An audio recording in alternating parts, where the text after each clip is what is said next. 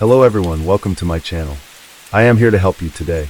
I know you use this video to fall asleep, so before that, like the video and subscribe to the channel. Also, where are you from and what time are you watching? Now get comfortable and relax. Case 1. Willie Tanner, 49, was a well-known and respected figure in the small southern town of Tifton. He owned Tanner's Hardware, a local hardware store that had been serving the community for over 2 decades.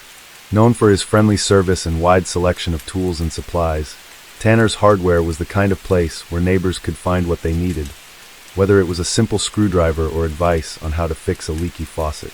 Willie was often seen behind the counter, greeting customers with a warm smile and chatting about various topics. Willie's life seemed ideal to those who knew him. He was married to Lynn Tanner, 48, his high school sweetheart, and the couple was often involved in local church activities and charity events. However, beneath this seemingly perfect exterior, Willie was hiding a dark secret. Despite his reputation as a devoted husband and exemplary citizen, he had started a secret relationship with Madison Kelly, an 18-year-old high school senior. Madison, known for her striking looks and intelligence, was a regular customer at the hardware store. Over time, a friendship developed, which soon turned into a sexual relationship. Torn between guilt and desire, Willie struggled with his conscience as the holiday season approached. He knew the relationship was wrong, but he couldn't free himself from the emotional entanglement that had developed. The relationship was fiery and extremely intense, with Willie torn between his guilt and his growing attachment to Madison. In the days leading up to his death, Willie appeared distant and distracted, trying to maintain the facade of a loving husband while battling his inner turmoil. As Christmas approached in December 2019, Willie's behavior began to change.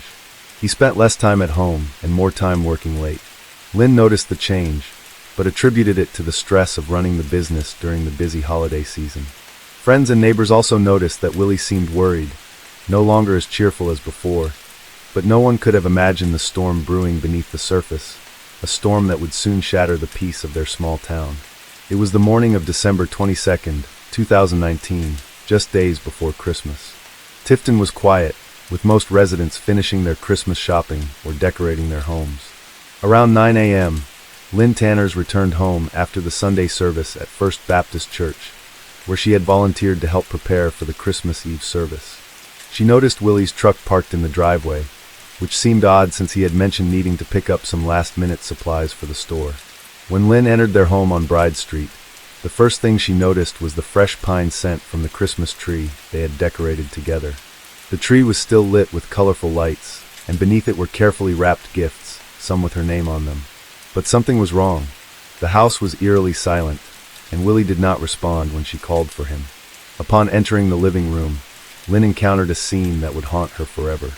Willie's lifeless body lay on the floor near the Christmas tree, surrounded by broken ornaments and tinsel. His head was soaked in blood, as if it were a mangled enchilada, and a hammer lay nearby, covered with what she could only assume was her husband's blood. Lynn fell to her knees, her body trembling as she tried to comprehend what she was seeing. Panic overtook her, but she forced herself to stay calm long enough to call 911. Her voice shook as she explained the situation to the operator, tears streaming down her face. "Oh my God, my husband isn't breathing, there's blood everywhere," she cried. The operator tried to keep her calm, instructing her not to touch anything, and to wait outside for the police and paramedics to arrive. Within minutes, the quiet street was filled with the flashing lights of emergency vehicles. Neighbors peeked out from their windows, murmuring among themselves and speculating about what had happened. Lynn sat on the front porch, dazed and in shock, unable to grasp how her life had changed in an instant. The Tifton Police Department arrived on the scene minutes after Lynn's 911 call. Leading the investigation was Detective Nora Collins, a veteran officer with over 15 years of experience, known for her sharp intuition and methodical approach. Detective Collins was respected by her colleagues and feared by criminals. As she stepped out of her unmarked car, she was immediately struck by the contrast between the festive decorations on the Tanner's house and the grim scene that awaited her inside. The living room was a disturbing mix of Christmas cheer and brutal violence. The Christmas lights flickered on the tree, reflecting off the broken ornaments scattered on the floor. Willie's body lay near the base of the tree, his head crushed, apparently by multiple blows with a hammer. Blood had splattered onto the nearby ornaments, soaking the wrapping paper and ribbons. Detective Collins observed the scene, her mind working quickly as she began piecing together what might have happened.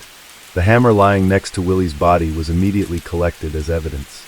The crime scene was bloody, but also oddly contained. There were no signs of a struggle beyond the immediate area around the tree. It was as if Willie had been completely caught off guard. The forensic team arrived shortly after, led by Dr. Philip K. Wong, a meticulous and detail-oriented medical examiner known for his precise work. Dr. Wong began examining Willie's body, noting the severe head trauma, which likely caused an instant death. He estimated the time of death to be between 10 p.m. and midnight the previous night, based on the state of rigor mortis. Detective Collins ordered her team to collect all possible evidence. They took fingerprints, photographs, and searched for any other clues that might point to the killer. They also interviewed Willie Tanner, who was still in shock but managed to provide a basic timeline of her morning and Willie's activities the previous day. As the investigation progressed, Detective Collins couldn't shake the feeling that this had been a crime of passion. The brutality of the attack suggested deep anger or jealousy, emotions that often fuel such violent outbursts. But who could have hated Willie Tanner so much to kill him in such a brutal way? That was the question Collins was determined to answer. The first person Detective Nora Collins decided to investigate was Madison Kelly, the 18-year-old high school senior, who had also been Willie Tanner's secret lover.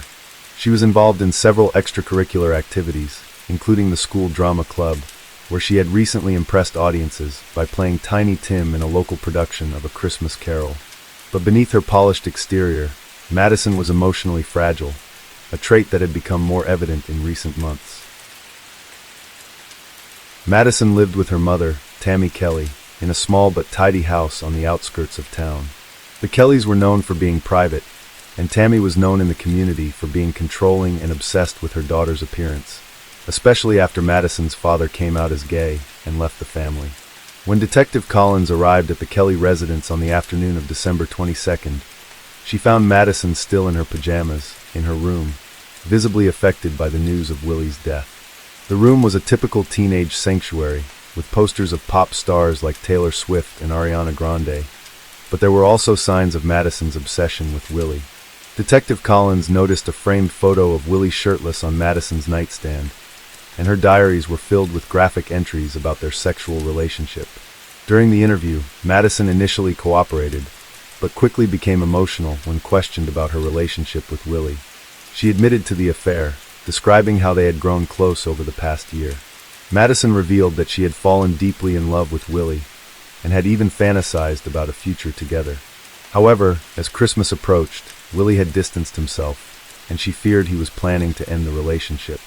When Detective Collins pressed Madison about her whereabouts on the night of the murder, Madison hesitated before claiming she had been home alone studying for her final exams. Her alibi was weak, and her emotional state raised red flags for Collins. Madison's tears and trembling hands indicated she was under immense stress, but it wasn't clear whether it was from guilt or grief. As the interview continued, Madison's behavior shifted from grieving to defensive. She insisted she had nothing to do with Willie's death, and began speaking erratically, blaming a mysterious man she called Bob for influencing her actions. Madison claimed that Bob had convinced her to maintain a sexual relationship with Willie, or else he would torture her. But when Detective Collins asked for more details, Madison became evasive and confused. Detective Collins wasn't convinced by Madison's story. The combination of her emotional instability, her obsession with Willie, and her weak alibi made her a prime suspect. However, Collins knew she needed more concrete evidence before making an arrest. The investigation into Madison Kelly was far from over, and Collins was determined to uncover the truth behind Willie Tanner's tragic death. The second person on Detective Nora Collins' list was Lynn Tanners, Willie's wife of 25 years. Lynn was a well-known figure in Tifton, recognized for her deep involvement in the community and church activities. She was a warm and friendly woman, always greeting neighbors with a smile, and often hosting gatherings at her home. Despite the outward appearance of a happy marriage, Detective Collins knew that Lynn had harbored suspicions about Willie's fidelity for quite some time. Lynn had spent the days leading up to the murder preparing for Christmas. She was busy with church events, including the upcoming Christmas Eve service at First Baptist Church. To the outside world, it seemed like Lynn was focused on her faith and family, but inside, she was worried by a growing sense of unease. She had noticed Willie's increasing absences, which he often explained as work-related or part of his commitment to the church. However, Lynn couldn't shake the feeling that something was wrong. When Detective Collins interviewed Lynn on December 22nd, Lynn was still in shock from discovering her husband's body that morning. Sitting at the kitchen table, Lynn recounted her marriage to Willie, describing him as a loving husband, but also admitting that they had grown distant, and that their relationship had lost its intimacy in recent years, especially after their son, Rifle, went off to college. She confessed that she had suspected Willie was having an affair after he repeatedly rejected her request for intimacy, but she had no proof. Lynn's eyes filled with tears as she spoke about the strain this had put on their relationship, particularly in the last few months. Detective Collins asked Lynn about her whereabouts on the night of the murder. Lynn claimed that she had been at home preparing for the next day's church service. She had gone to bed early, assuming Willie would join her later. But when she woke up in the middle of the night and realized he wasn't there, she thought he had fallen asleep in the living room. It wasn't until the next morning that she discovered the horrifying truth. Lynn's account of the night was straightforward, but Detective Collins couldn't ignore the possibility that Lynn's suspicions about Willie's infidelity might have driven her to commit murder. The brutality of the crime suggested a deeply personal motive, and as Willie's wife, Lynn had both the opportunity and a potential reason to kill him. However, Lynn's grief seemed genuine, and her cooperation with the investigation was unwavering. She answered all of Collins' questions without hesitation, and even provided access to Willie's personal belongings, including his phone and computer. Still, Collins knew that emotions could be powerful motivators, and she wasn't ready to rule Lynn out as a suspect just yet. The investigation continued, with Collins keeping a close eye on every detail of Lynn's story. The third name on Detective Nora Collins' list was Tammy Kelly, Madison Kelly's mother, a woman with a strong and controlling personality. Tammy was known in Tifton as a perfectionist, always concerned with appearances and maintaining a strictly orderly home, especially after her husband left her when he came out as gay. She was active in the community, often organizing events at the local church, but her primary concern was her daughter, Madison. The relationship between Tammy and Madison had always been tense. Madison, young, beautiful, and full of sexual potential, had been the object of Tammy's obsessive fear. Tammy's control over Madison extended to every aspect of her life, from the clothes she wore to her social interactions. It was well known among neighbors that Tammy had very high expectations for her daughter, and was often harsh when those expectations were not met. There were even rumors that Tammy disciplined Madison severely, with one particularly disturbing story claiming that Tammy would spank Madison whenever she thought her daughter was attracting too much attention from the men in the community. Detective Collins approached Tammy on December 23rd, the day after Willie Tanner's body was found. Tammy was at home, seemingly unperturbed by the previous day's events. She welcomed Collins into her immaculate living room, decorated with traditional Christmas ornaments, including a perfectly adorned tree and a nativity scene. Tammy was calm and composed as she spoke, but there was an underlying tension in her demeanor. On the other hand, defense attorney Karen Blackwell, 45, known for her sharp but compassionate legal mind, argued that Madison had been mentally unstable at the time of the murder. Blackwell claimed that Madison had suffered a psychotic breakdown, driven by the fear of losing Willie and the intense pressure of their secret relationship. She urged the jury to consider Madison's difficult family life and the influence it had on her mental state. Blackwell painted a picture of a vulnerable young woman, manipulated by an older man, who ultimately crumbled under the pressure. Throughout the trial, Willie's family sat in the front row, their faces marked by grief. They listened in silence as the details of Willie's double life were exposed to the world. The pain of his betrayal was evident, but so was their deep sorrow for the loss. After several days of deliberation, the jury returned with a verdict on February 18, 2020. Madison Kelly was found guilty of second-degree murder. The judge sentenced her to 25 years in prison, with the possibility of parole after 15 years. The sentence sparked mixed reactions. Some thought it was too lenient given the brutality of the crime, while others believed it was a fair punishment, considering Madison's youth and mental disorder. Willie's family expressed relief that the trial was over, but they knew the scars of this tragedy would remain with them forever. After the trial concluded, life in Tifton, Georgia, slowly began to return to normal, though the memory of the crime lingered. Willie Tanner's hardware store, once a community hub, closed its doors for good. Without Willie to run it, his family decided they couldn't carry on with the business. The closure marked the end of an era for the small town, leaving a void that would be hard to fill. Madison Kelly was transferred to a state prison, where she began serving her 25-year sentence. Despite her attempts to feign mental illness during the trial, psychiatric evaluations in prison found no evidence of schizophrenia or any other condition that could explain her actions. Madison spent her days in relative isolation, with few visitors. Her once promising future was now a distant memory, replaced by the harsh reality of a life behind bars. Lynn Tanner, Willie's widow, struggled to cope with the revelations about her husband's double life. Knowing that Willie had been unfaithful with an 18-year-old was a heavy burden to bear. Despite the support of her church community, Lynn withdrew from public life, choosing to grieve in private.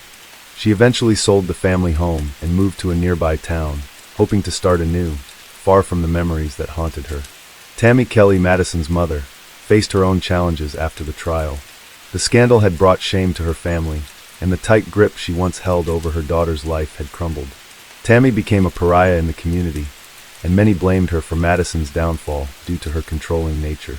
Tammy also withdrew from public life, avoiding the judgmental glances of her neighbors. For the residents of Tifton, the events of December 2019 served as a painful reminder that even in a closed-knit community, secrets can fester and lead to tragedy. That year's Christmas celebrations were more somber, as the memory of Willie Tanner's murder cast a shadow over the festive season.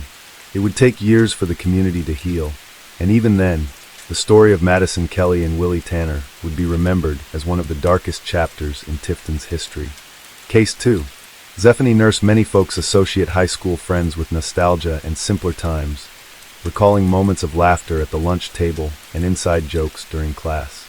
Yet, for one young woman, the seemingly ordinary bonds of a high school friendship became the key to unraveling the truth about her real identity, forever reshaping the trajectory of her life.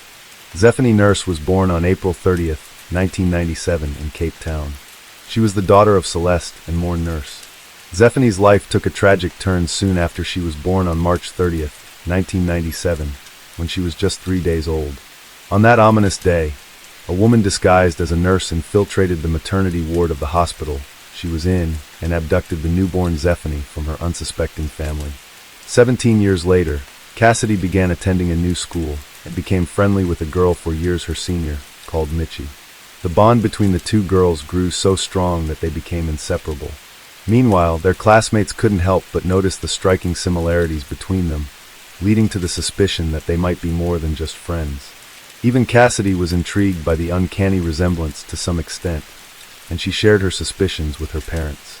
The nurses, filled with a mix of hope and trepidation, decided to investigate further. They discreetly obtained a sample of Mitchie's DNA and had it compared to Cassidy's. The results were nothing short of astonishing. Mitchie was, indeed, Zephany Nurse, the long-lost daughter of Celeste and Morne Nurse. Living most of her life under a different name, Zephany was raised by Lavonda Solomon and her husband, Michael. Solomon had abducted the young girl after posing as a hospital nurse. Growing up, Zephany had no knowledge of her true identity or the circumstances of her abduction. She attended school, made friends, and built a life completely unaware of the family searching for her. With the truth finally out, Solomon was arrested and charged with kidnapping. During her trial, she testified before the court that prior to taking Zephany, she had endured a series of miscarriages, the last of which was concealed from her family and had occurred 4 months earlier. She also insisted that she received baby Zephany through an informal adoption and asserted that she had been tricked into taking in the abducted child. Dismissing her account as a fairy tale, the judge sternly informed Solomon that her sentence would be more severe due to her refusal to acknowledge the truth or express any remorse. In the end, justice was served as Solomon was sentenced to 10 years in prison. As for her husband, it is believed that Michael never knew Michelle was not his daughter until the police arrested his wife. At first, Zephany didn't exactly approve of the woman she viewed as her mother being incarcerated. She even went as far as severing all ties with her biological parents. Nevertheless, over time, Zephany chose to give her real parents a chance, leading to a positive relationship with both sides that has endured ever since. There isn't a quick fix. I mostly live from day to day.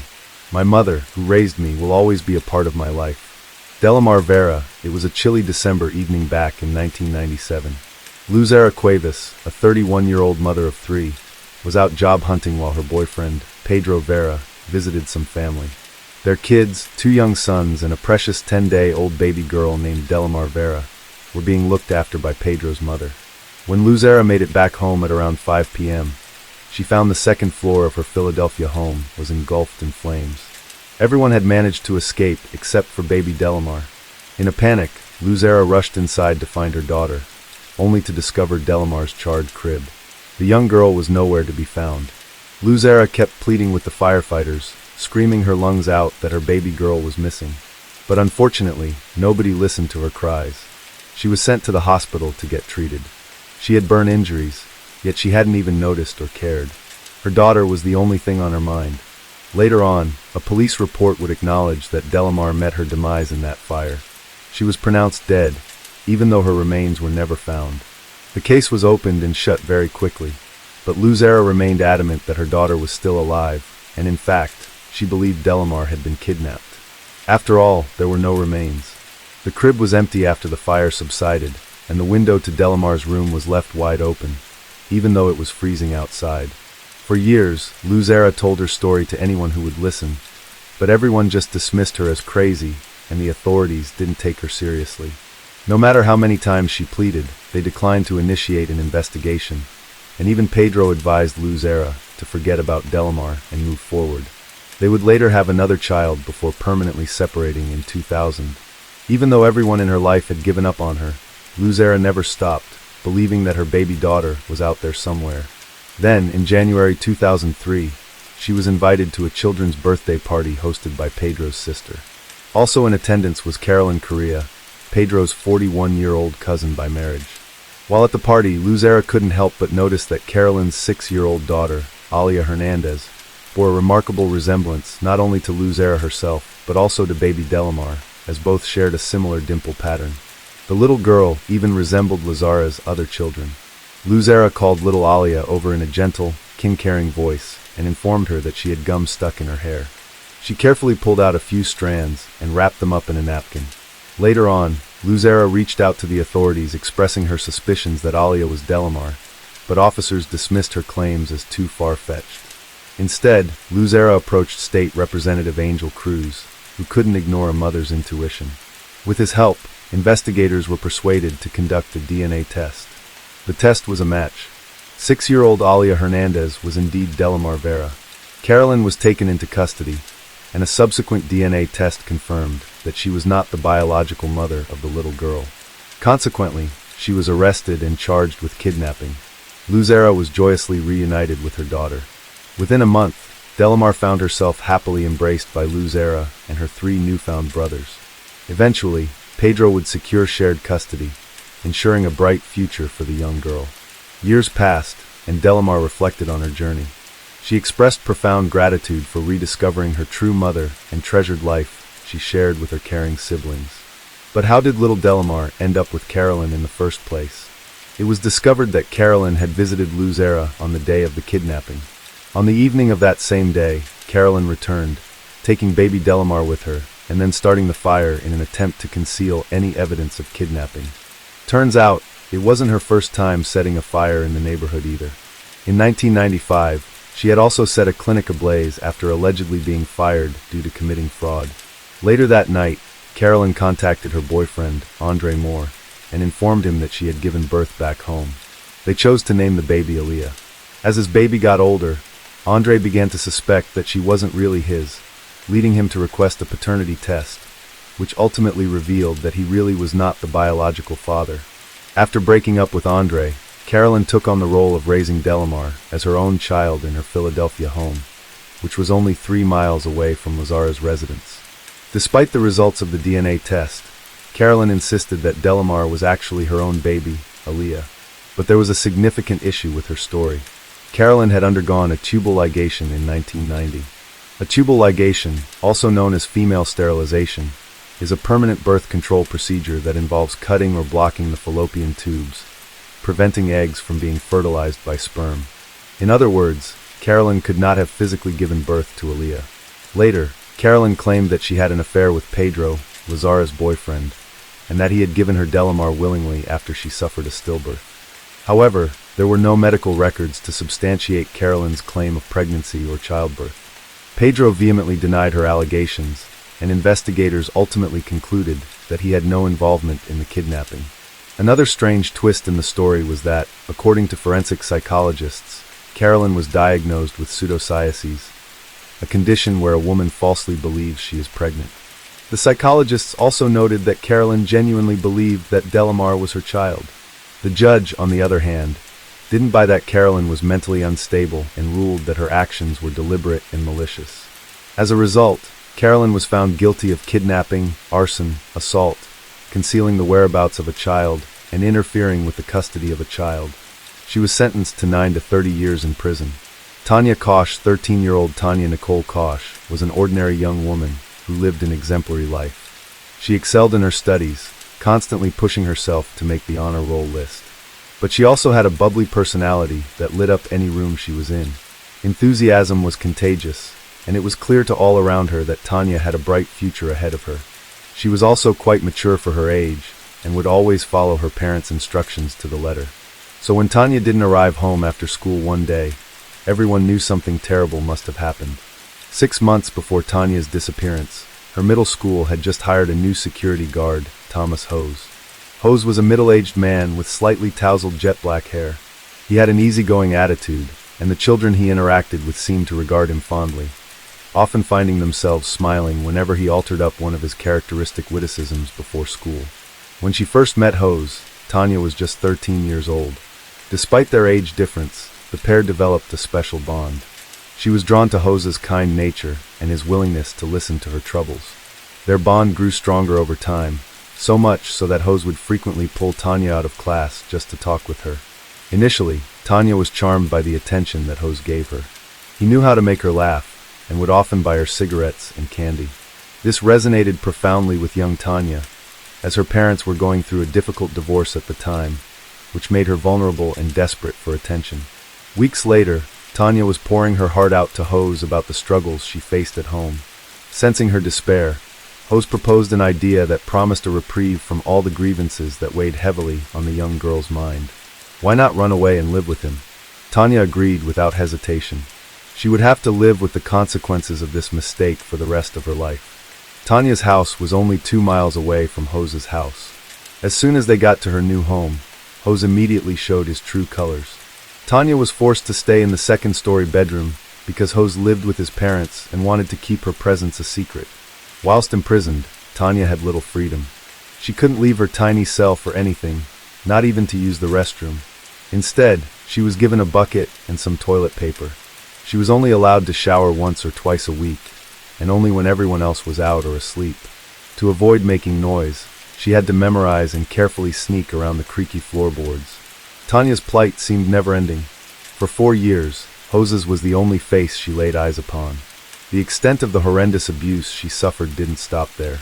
Hose would often beat her mercilessly, threatening to end her life should she refuse his demands, and constantly reminded her that she was now his property. It was a living nightmare, one that seemed impossible to escape from. Her saddest hours were the holidays, especially around Christmas. During that time, she would stay alone in a closet, listening to the sounds of laughter and gifts being exchanged from downstairs. 3 years into her kidnapping, her father, Jerry Kach, actually met her kidnapper. He was attending a school event. It was there that he ran into Thomas Hose, who was working as a security guard. The two got to talking, and Jerry even asked Hose if he heard anything about Tanya.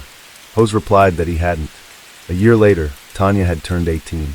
It was then that Hose finally decided it was time for her to meet his parents. He introduced her as Nikki Allen, and explained she'd be moving in to live with him. While this meant that Tanya was finally allowed to leave her upstairs bedroom, she still couldn't leave home without Hose by her side. It took 3 more years before she was allowed to go outside by herself, and had to return home on a strict deadline.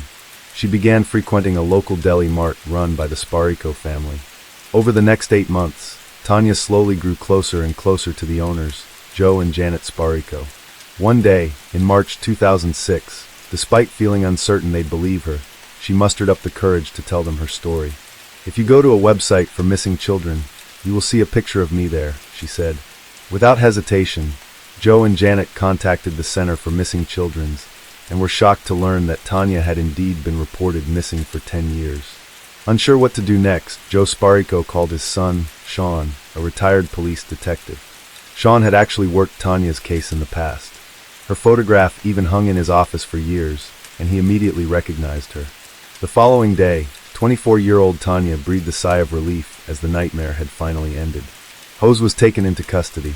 As for Tanya, she was escorted outside the prison she called home by police officers and waited patiently for her dad to pick her up. During his trial, Tanya took to the stand and testified to the horrible abuse she suffered at Thomas Hose's hands. But Hose didn't stand idly by. He interrupted her, claiming he didn't want to see her living on the street, that he thought he was rescuing her. "You took away my innocence, my childhood," was her reply. Hose faced up to 100 years, but in the end, he was only sentenced to 15 and was prohibited from ever contacting anyone in the Kach family. As for Tanya, her joyful reunion with her family was short-lived.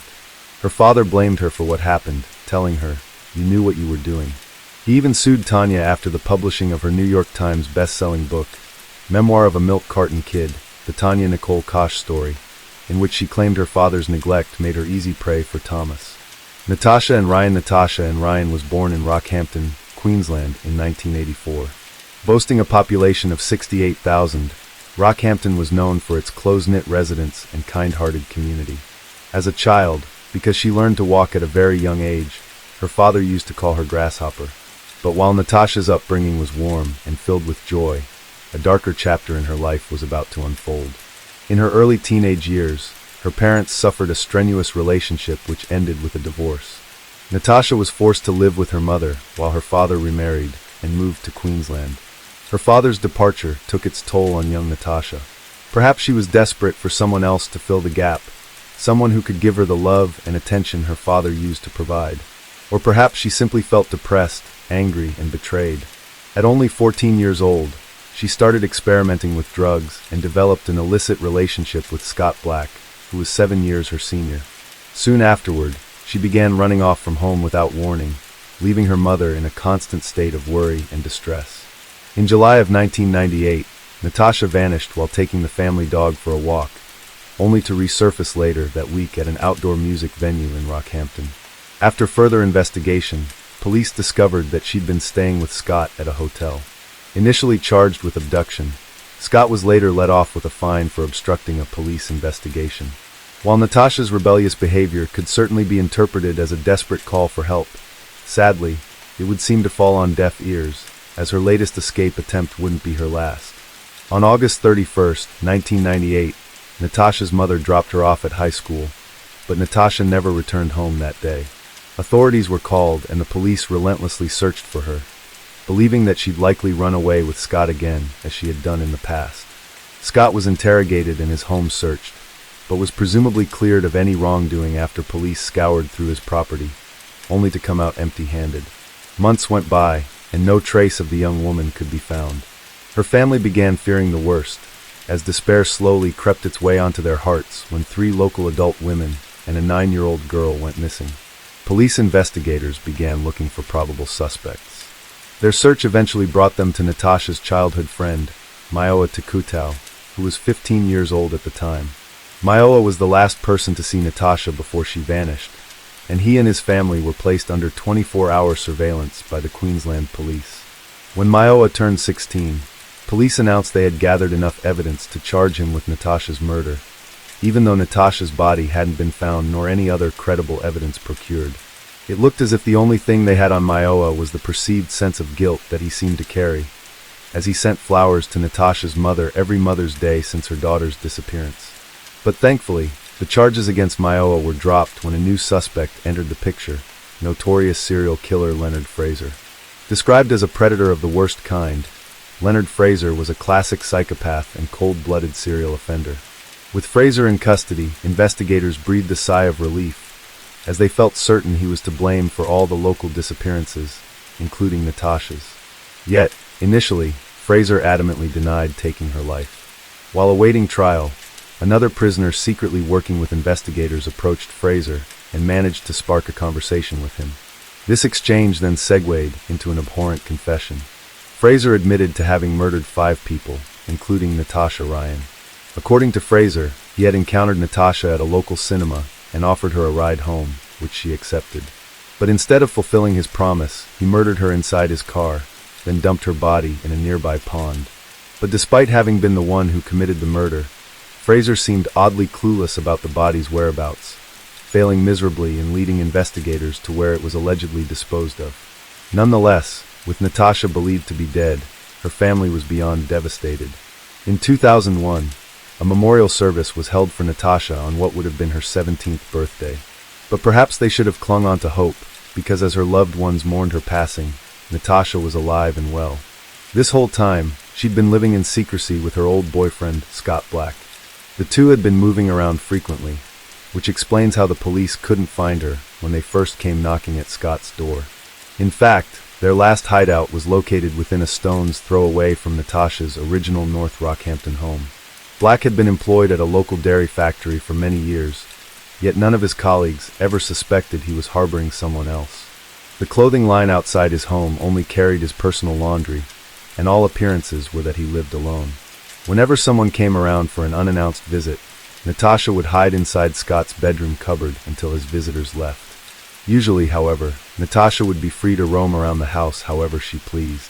Content with this reclusive lifestyle, she kept herself diligently occupied with tasks such as cooking, reading books, sewing garments, and exploring the internet.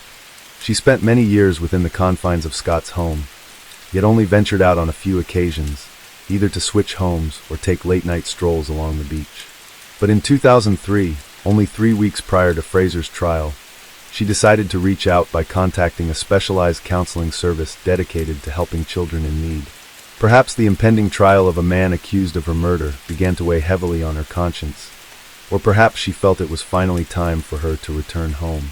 Regardless of the circumstances, using a fake name, Natasha eventually got hold of a counselor and mentioned that a man was going to be on trial for her murder. She identified herself to this counselor as a runaway living with her boyfriend. The message was then relayed to law enforcement, but all efforts to trace the call proved fruitless. Even though police investigators now had strong reason to suspect Natasha was alive, they still couldn't pinpoint her precise location, or at least that was the case, until police officers at Rockhampton Station received a mysterious letter. The letter didn't disclose who it was from, but it contained an enclosed phone number and simply reaffirmed that Natasha was alive and well. On the night of April 10, 2003, officers from the Rockhampton Police Department forcefully entered Scott's home on Mills Avenue. When they opened the bedroom cupboard, they were greeted with a frightened, pale-looking Natasha. Her skin, after having lived without sunlight for 5 years, had grown white as snow. On the 12th day of Fraser's trial, an astonished gasp echoed through the courtroom as prosecutors announced that Natasha Ryan had been found. When Robert Ryan, Natasha's father, heard of this, he assumed it meant her remains. But when he was told his daughter was alive and well, Robert could hardly believe it. He had given up hope years ago and completely resigned himself to the idea that his beloved daughter was gone forever. In all of this miraculous news, Robert almost collapsed in the courtroom. Robert, still in a state of shock and disbelief, called the police station where Natasha was being detained. To ensure it wasn't just someone pretending to be Natasha, he asked the woman who answered the phone for the childhood nickname he had given his daughter, only to hear the words, "Dad, it's me, Grasshopper, and I love you and I'm sorry." As for Jenny Ryan, Natasha's mother, she was understandably furious. After all, Natasha had led everyone to believe she was dead all these years, all while living a mile away, no less. But in the end, when Jenny finally laid eyes on her daughter, embracing her after all that time, all feelings of anger and resentment melted away as tears of joy streamed across her face. As redundant as it may seem, the now 18 years old Natasha later appeared at her own murder trial to testify that she hadn't been murdered by Fraser, much less ever met him. While Natasha's testimony certainly looked to be beneficial to Fraser's case, it didn't really matter in the grand scheme of things, as he was still found guilty of 4 other murders and sentenced to life in prison. He died of a heart attack 4 years later. As for Natasha, her return home was filled with joy, relief, and pain all at once. The happiness of seeing her alive and well was obvious in the elated expressions of her beaming parents as she stepped through the door. Yet there was also an undeniable heartache that came with it, a sorrowful reminder of the unbearable anguish they had gone through in her absence. Natasha herself faced a great deal of criticism from the general public and was even vilified by some news outlets.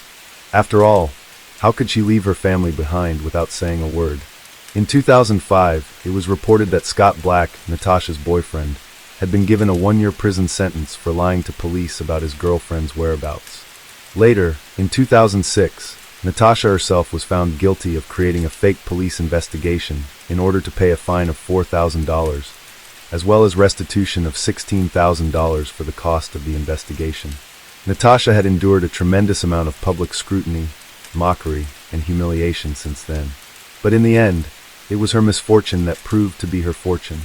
She leveraged the attention and publicity she received and used it to generate a substantial amount of profit for herself.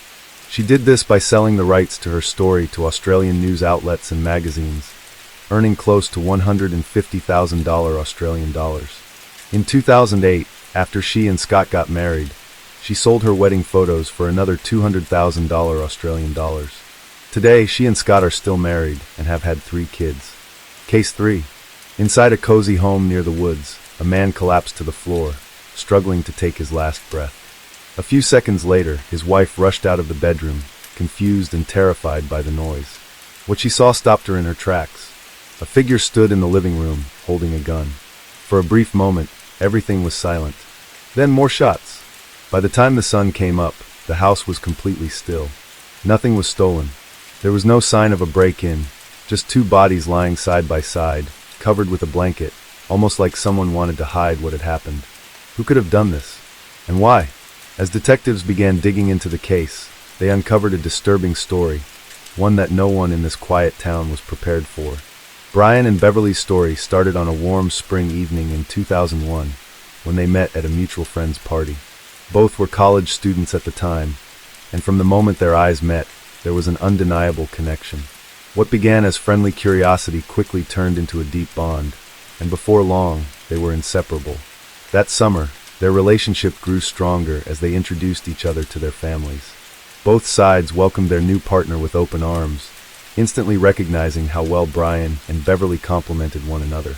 Their shared love for adventure and excitement made them a perfect match. Beverly had always been an energetic and talented athlete, excelling in baseball and track. Beyond sports, she played the guitar effortlessly and had a gift for learning new languages. Her warm personality and bright smile made her a favorite among friends and peers. Brian, on the other hand, had a taste for thrill and risk. He was drawn to extreme sports like rock climbing, surfing, and scuba diving, always looking for the next challenge. He had a deep appreciation for adventure, never letting fear hold him back. Despite their strong bond, they weren't in a rush to marry. Both were committed to finishing their studies first. After graduating, they focused on building a future together, saving up to buy their own home. Brian started working in an industrial company, while Beverly pursued a career in hotel administration, where her language skills proved invaluable. On May 15, 2006, they finally exchanged vows in a breathtaking seaside ceremony, surrounded by close family and friends. Their honeymoon was an adventure of its own, taking them to several countries before they returned home to start the next chapter of their lives. They settled in the quiet town of Graham, Pennsylvania, purchasing a beautiful house near a river and a dense forest. It was the ideal place to lay down roots. Brian continued his work as an engineer, and Beverly shifted her focus to translation work while also pursuing further studies. They quickly became part of the local community, making friends and embracing their peaceful new life, but their happiness was short-lived. On the morning of November 17, 2007, Brian's longtime friend Stephen arrived at their home as planned. He and Brian had arranged a fishing trip, but when he knocked on the door, no one answered. At first, he assumed his friend had overslept. He knocked again, louder this time, but the silence from inside the house made him uneasy. Thinking Brian might have simply forgotten, Stephen waited in his car for about half an hour, trying to call multiple times. Still, there was no response. Frustrated but not yet alarmed, he eventually decided to go fishing alone. As the day passed with no word from Brian or Beverly, Stephen's unease grew. That evening, he returned to their house, knocking once more. The silence was unsettling. This time, he decided to take a closer look. Circling the property, he peered through the windows, but the house was dark. Something didn't feel right. When he reached the garage, he noticed that Brian and Beverly's car was parked inside. That made no sense. If they were home, why weren't they answering? Walking to the living room window, he pressed his face to the glass, straining to see inside. The dim light outside made visibility difficult, but something on the floor caught his attention. The television was overturned, and next to it was a large, unmoving shape. Stephen's pulse quickened. He rushed to his car, grabbed his flashlight, and directed the beam through the window. What he saw made his blood run cold. Lying motionless on the floor were two bodies, partially covered by a blood-soaked blanket. A bare foot was visible on one side, a lifeless hand on the other. Panic surged through him as he fumbled for his phone and dialed 911. His voice shook as he reported what he had seen, urging authorities to come immediately. He remained outside the house, waiting, unable to tear his eyes away from the tragic scene. When officers arrived, Stephen was the first person they questioned. He explained everything, the planned fishing trip, the unanswered calls, and the horrifying discovery. He couldn't shake the feeling of regret, wishing he had checked the windows earlier. Inside, the scene was grim. The front door wasn't locked, nor did it show any signs of forced entry. That alone raised suspicions. In the living room, Brian and Beverly's lifeless bodies were found just as Stephen had seen them. Preliminary findings suggested they had been dead for at least 12 hours. Each had sustained 3 gunshot wounds from a large-caliber weapon. The precision of the shots indicated that the attacker was deliberate, possibly even experienced. But why? There was no evidence of a robbery. Nothing was missing. Their wallets, phones, and cash remained untouched. There were no signs of a struggle, no indication that anyone had tried to fight back. It was as if whoever had done this had come with one goal in mind: execution. One disturbing detail stood out. The bodies had been moved after the murders. Blood smeared across the floor revealed drag marks, and the perpetrator had made a clumsy attempt at cleaning up. Smudged streaks of blood marred the walls and furniture, mapping out the brutal sequence of events. Despite the effort to erase evidence, forensic specialists could still follow the trail. 6 spent shell casings lay at the scene, carelessly abandoned. The evidence suggested that a single assailant had fired every shot, and likely, there was only one person responsible for the crime. The lack of forced entry raised another troubling question. The door had been unlocked, suggesting that Brian and Beverly had willingly allowed their killer inside. Investigators theorized that Brian had answered a knock at the door and recognized the visitor. Perhaps he had turned to lead them into the house when, without warning, 3 bullets struck him in the back. One of the rounds passed through his body, shattering the television screen and sending it crashing to the floor. The sound must have drawn Beverly from the bedroom. She likely froze in horror at the sight of her husband's lifeless body and the armed intruder standing over him. She ran, but didn't make it far. 3 bullets struck her from behind, cutting her down in the hallway. Her body was later dragged to the living room, placed beside Brian's. Both were still wearing their pajamas, suggesting they had been attacked in the early morning hours before they had even begun their day. One perplexing detail remained. The killer had covered the bodies with a blanket. Was it an act of remorse, an attempt to conceal the brutality of the crime? No one could say for sure. The floor was smeared with blood, as if someone had tried to clean it, but only made the mess worse. A large stain near the bodies had been partially disturbed, as if someone had attempted to scrub it away. Behind the couch, officers discovered a plastic broom with dried blood clinging to its bristles. The handle, however, had been meticulously wiped clean of fingerprints. This suggested the killer had used it to sweep away bloody footprints, but had taken care to erase any trace of their own identity. Smudged handprints and palm prints dotted the walls, doors, and furniture, too distorted to yield a clear match.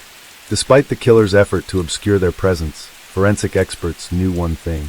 The longer someone stayed at a crime scene, the greater the likelihood of leaving behind an incriminating clue. And then they found it. On the blanket covering Brian and Beverly's bodies, there was a faint but crucial detail, a boot print. It wasn't a blood stain, but rather an impression left on an area where only a light layer of blood had settled.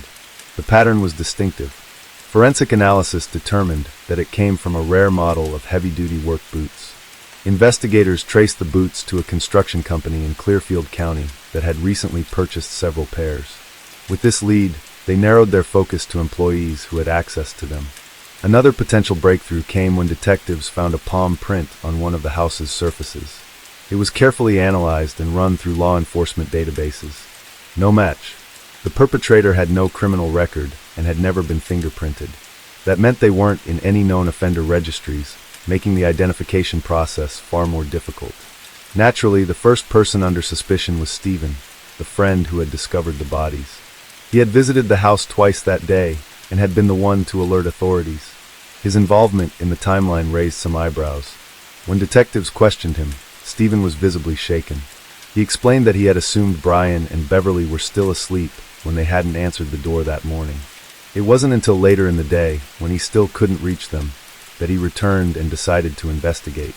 Once he realized he was being treated as a suspect, Stephen was shocked. He claimed he had spent the entire day fishing at a secluded spot but since no one had been there with him, he had no alibi. Investigators, however, had tools at their disposal. They reviewed footage from traffic cameras along the roads leading to and from the fishing area. The recordings confirmed Stephen's timeline. He had indeed been exactly where he said he was. Further forensic testing cleared him as well.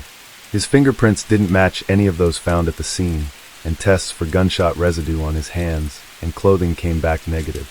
Additionally, the boot print at the crime scene didn't match his shoe size, and he had no connection to the construction company that had purchased the boots. With no physical evidence tying him to the crime, Stephen was officially ruled out. Hoping for another lead, detectives canvassed the neighborhood. When they knocked on the door of Daniel and Jennifer Tavares, who lived across the street from Brian and Beverly, they finally got something useful. Daniel answered and explained that his wife, Jennifer, was at work, but he was happy to speak with them. He recalled that on the morning of the murders, around 5:30 a.m., he had heard loud noises coming from the couple's home. At the time, he hadn't thought much of it, but in hindsight, he realized they had sounded like gunshots. Curious but wary, Daniel had glanced out the window and noticed a white pickup truck parked near Brian and Beverly's house. He was sure the vehicle didn't belong to them. Moments later, he saw two men exit the house. Due to the dim pre-dawn light, he couldn't get a good look at them. However, he did manage to note key details about the driver of the truck. The man was white, around 40 years old, with a solid build. He had long dark hair pulled back into a ponytail and a mustache. Daniel also noticed that the man had a tattoo on his left hand, though he couldn't make out the design. Despite this promising lead, no one else in the neighborhood had seen the truck or its occupants. During an interview with detectives, Beverly's mother recalled a troubling conversation she had with her daughter just months before the tragedy. Beverly had mentioned a neighbor, Jeremy Flint, who had made her feel uneasy. Jeremy, a 22-year-old man, had a reputation that had already drawn law enforcement's attention. Known for dealing illegal substances, his home was a frequent stop for questionable visitors, and other neighbors had voiced their concerns about his presence in the community. Given his history, investigators considered him a person of interest. When officers went to Jeremy's home, they found it empty. Their immediate thought was that he had fled after committing the crime. However, speaking with local residents revealed another potential motive.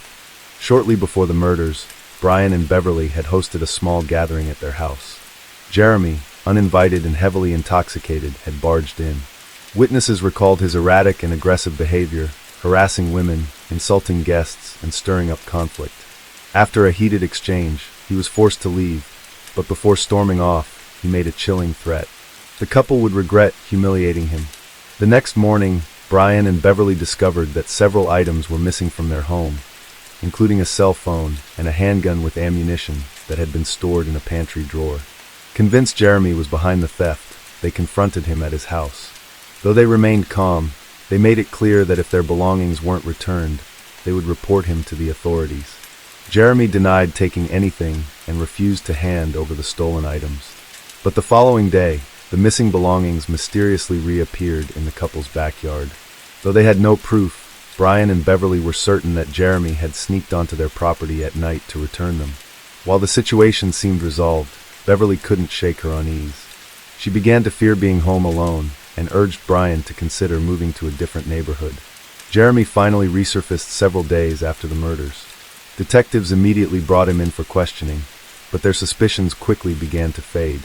As it turned out, Jeremy had been out of town when the crime took place. He had traveled to another state to visit his parents and stayed with them for nearly a week, only returning the day after the killings. His alibi was airtight, confirmed by multiple witnesses, which placed him miles away on the night of the murders. Further forensic analysis sealed his innocence. His fingerprints and palm prints didn't match any found at the crime scene, and he had no connection to the distinctive work boots investigators had linked to the case. With no evidence tying him to the crime, Jeremy was eliminated as a suspect. With their strongest lead gone, investigators found themselves back at square one. Desperate for a breakthrough, they revisited the only witness who had provided useful information, Daniel Tavares. Daniel had initially reported seeing a suspicious white pickup truck near Brian and Beverly's home around the time of the crime. But when detectives spoke to him again, his story had changed. Suddenly, Daniel claimed he could now recall details about what the perpetrators were wearing. He even described one of the men saying he had a scar on his cheek. This contradicted his original statement, where he had insisted that the men's faces were obscured by hoodies. Sensing something was off, detectives asked Daniel to show them the window he had looked through that morning. When they examined the view, they noticed that, even in broad daylight, it was difficult to make out clear details of anything across the street. Considering that the murders had occurred before dawn, it seemed impossible that Daniel could have seen so much. His shifting story raised a chilling possibility. Had Daniel been lying all along? And if so, why? A deeper look into Daniel's background revealed a disturbing history. Born in 1966 into a strict military family, Daniel's early years were marked by hardship. When he was 4 years old, his parents divorced, leaving him and his 3 older sisters in the care of their mother. His father quickly remarried and distanced himself from his children, showing little interest in their upbringing. By the time Daniel reached 9th grade, his life had spiraled out of control. He dropped out of school, frequently ran away from home, and became involved in petty theft. At 18, he was arrested for robbery for the first time. Remarkably, his estranged father intervened, helping him avoid jail time by securing a probation sentence. Perhaps motivated by guilt, he wanted to give his son another chance. But Daniel squandered it. Over the years, he continued his descent into crime, repeatedly being arrested for theft and drug-related offenses. Each time, he received light sentences. In the late 1980s, Daniel's father made one last attempt to set him on the right path. He brought his son to Florida, paid for an expensive rehabilitation program, and even helped him find a stable job. It didn't last. Within 6 months, Daniel was caught stealing again. This time, his father gave up on him completely and sent him back to live with his mother. By then, Daniel's mental state had deteriorated significantly. He was soon diagnosed with schizophrenia and prescribed medication. However, he rarely took it as directed. Instead, he mixed it with alcohol, leading to violent and unpredictable behavior. In July 1991, a heated argument with his mother escalated into something unimaginable. In a sudden, frenzied attack, Daniel grabbed a knife and stabbed her nearly 30 times. She died before help could arrive. At his trial, he claimed he had been hearing voices, an argument that could have led to an insanity defense. However, psychiatric evaluations determined that Daniel had been fully aware of his actions. He was sentenced to 20 years in prison.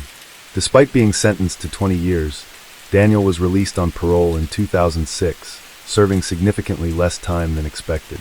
While incarcerated, he had begun exchanging letters with Jennifer. Over time, their correspondence developed into a romantic relationship. Jennifer remained devoted to him, waiting patiently for his release. As soon as he was paroled, the two married, and Daniel moved into her home in Graham, a small, quiet town. However, in moving states, Daniel had violated the terms of his parole. He should have been arrested immediately, but a mix of bureaucratic failures and police negligence allowed him to slip through the system unnoticed. A clerical error resulted in his fingerprints being erased from law enforcement databases, effectively making him invisible to authorities. This mistake would prove crucial. Even after investigators found a bloody handprint at the mock's crime scene, there was no immediate match in any records. Further digging revealed another troubling detail. Daniel had briefly worked for the construction company that had purchased the rare work boots linked to the murder.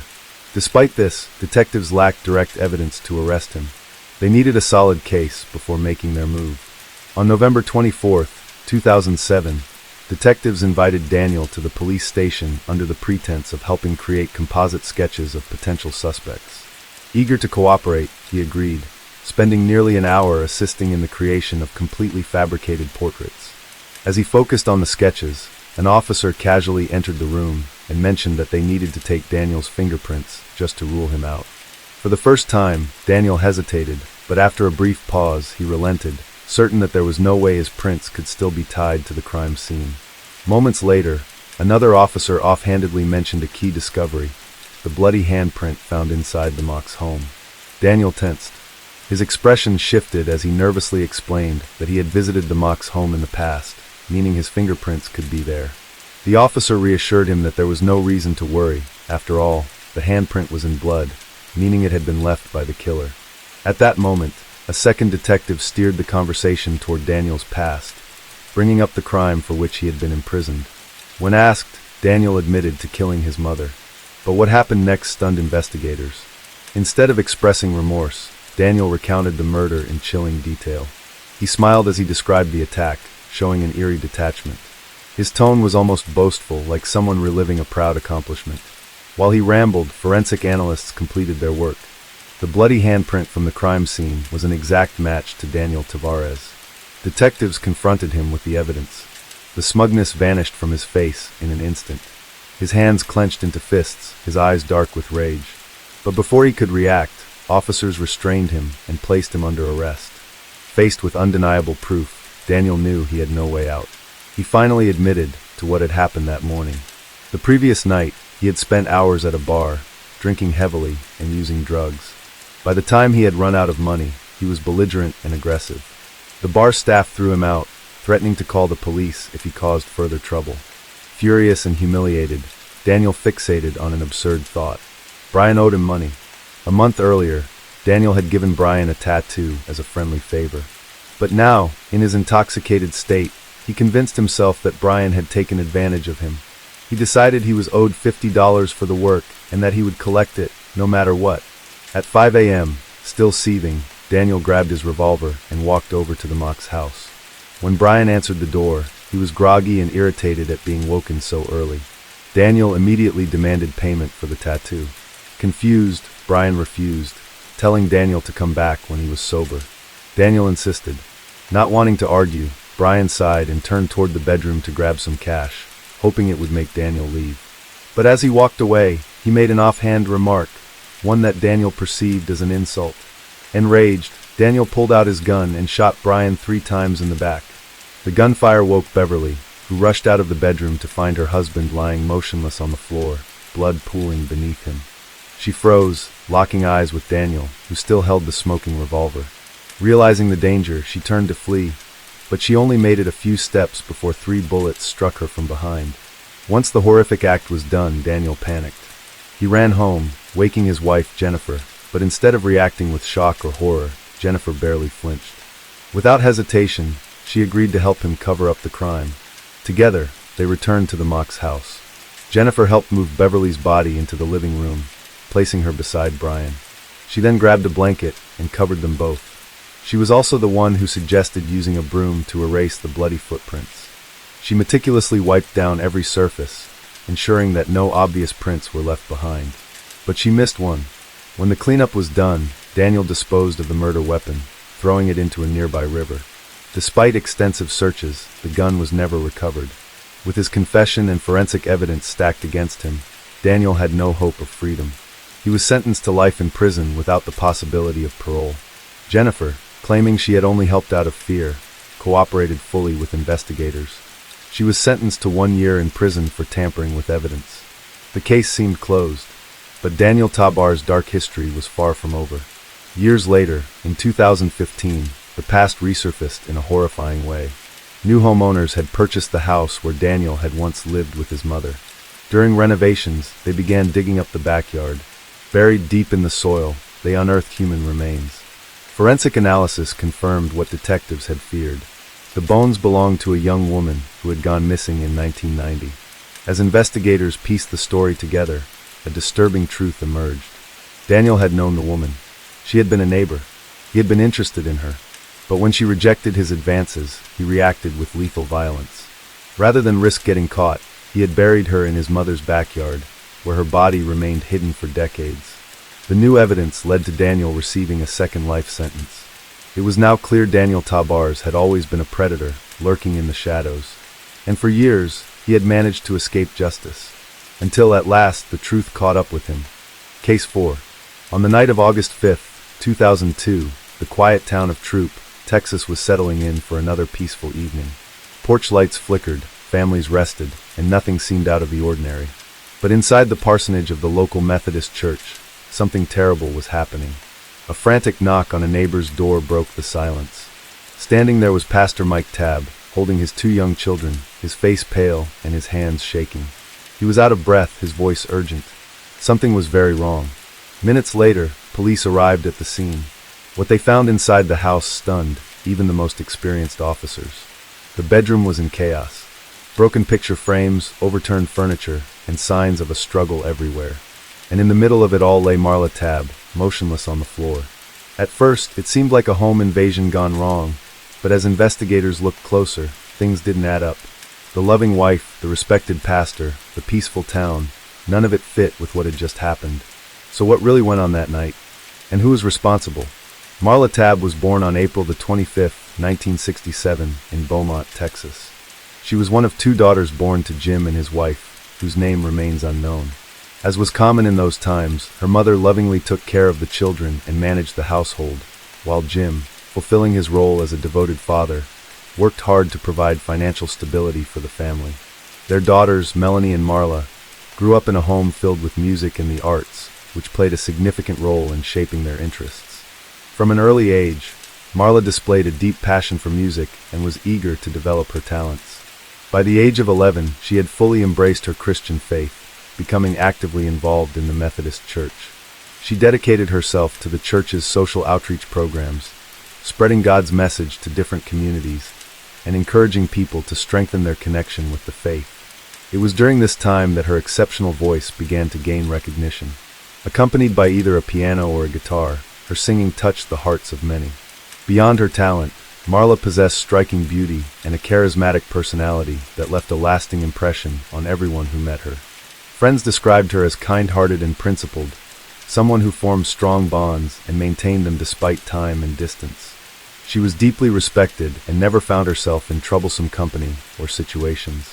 Recognizing her passion, her supportive parents encouraged her to pursue formal music education. They enrolled her in a prestigious private university in Texas, where she flourished, gaining a deeper understanding of her craft. Marla remained devoted to her faith, using her musical gifts to serve the church. She eventually became the director of music and youth ministry, leading worship with her powerful soprano voice. For 3 seasons, she played a key role in organizing the church's musical productions across Texas. Raised in a household where faith guided every aspect of life, Marla had always dreamed of building a family of her own, one rooted in love and devotion to God. This dream started to take shape when she met Mike Tab. Mike was born in Texas on July 7, 1961, to Eleanor and Harold Tab. He grew up alongside his 2 brothers, Jeff and Danny, in a family that was deeply committed to the Methodist Church. When Mike decided to dedicate his life to ministry, his family saw it as a true blessing. After completing his studies at a Methodist Christian school, Mike was assigned as a chaplain at a military camp in North Carolina. Meanwhile, Marla continued to serve actively in her church. Their paths crossed often. She led the worship music, and he delivered the sermons. Over time, a strong friendship blossomed, built on mutual admiration and shared faith. This connection soon deepened into a loving and respectful relationship. As their love grew, Mike knew he wanted to spend his life with Marla. A few months into their courtship, he visited her parents to formally ask for her hand in marriage. With their blessing, he presented Marla with an engagement ring, marking the beginning of their journey toward marriage. In 1998, they exchanged vows in a Methodist church, pledging to love, respect, and support each other in all circumstances, always guided by their faith. At 31 and 37 years old respectively, Marla and Mike started their married life together, settling at the military camp where Mike continued his pastoral duties. Mike quickly gained a reputation as a powerful preacher, capable of moving even the most skeptical hearts. His sermons had an undeniable impact, inspiring people to turn to God. Many viewed him as a devoted disciple of Christ, committed to spreading the gospel. Marla, now known as Marla Tab, became his steadfast partner in ministry. Aware of the responsibilities that came with this role, she dedicated herself wholeheartedly to supporting him and their mission. 2 years into their marriage, Marla received the joyful news that she was expecting their first child. On April 25, 2000, they welcomed a baby boy named Jonathan. His arrival brought immense happiness, and Marla devoted herself to raising him, while Mike continued his work as a minister.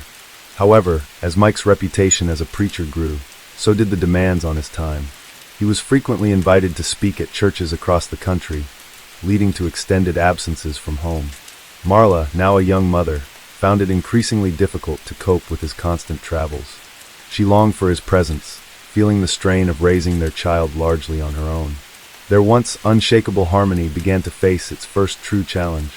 Despite her husband's frequent absences, Marla found some comfort in the security of the military camp, where she had built strong friendships and enjoyed a supportive environment. However, during this time, she suffered a heartbreaking loss. She became pregnant again, but miscarried shortly after.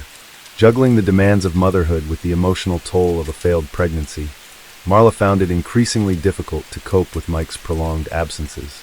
Their relationship became strained as disagreements escalated. While she longed for him to be more present, Mike insisted that his commitments required frequent travel. Despite their struggles, the couple attempted to mend their relationship, and by 2002, things seemed to be improving when Marla announced she was expecting another child. This news temporarily brought a sense of peace to their home, but their relief was short-lived. Unexpectedly, Mike received news that he was being discharged from military service and reassigned to a civilian Methodist church. With little time to process the sudden change, he was transferred to Troop, a small agricultural town in Texas, with a population of just 1,900. The timing could not have been worse. Marla was nearing the end of her pregnancy, already caring for their 2-year-old son, and now faced an abrupt move. Despite her reluctance, the transition had to be made quickly. The arrival of the new pastor and his family was a major event for the tight-knit community. Aware of Marla's advanced pregnancy, the women of the church took it upon themselves to prepare the parsonage for the family's arrival. However, overwhelmed by the recent upheaval, Marla struggled to adjust.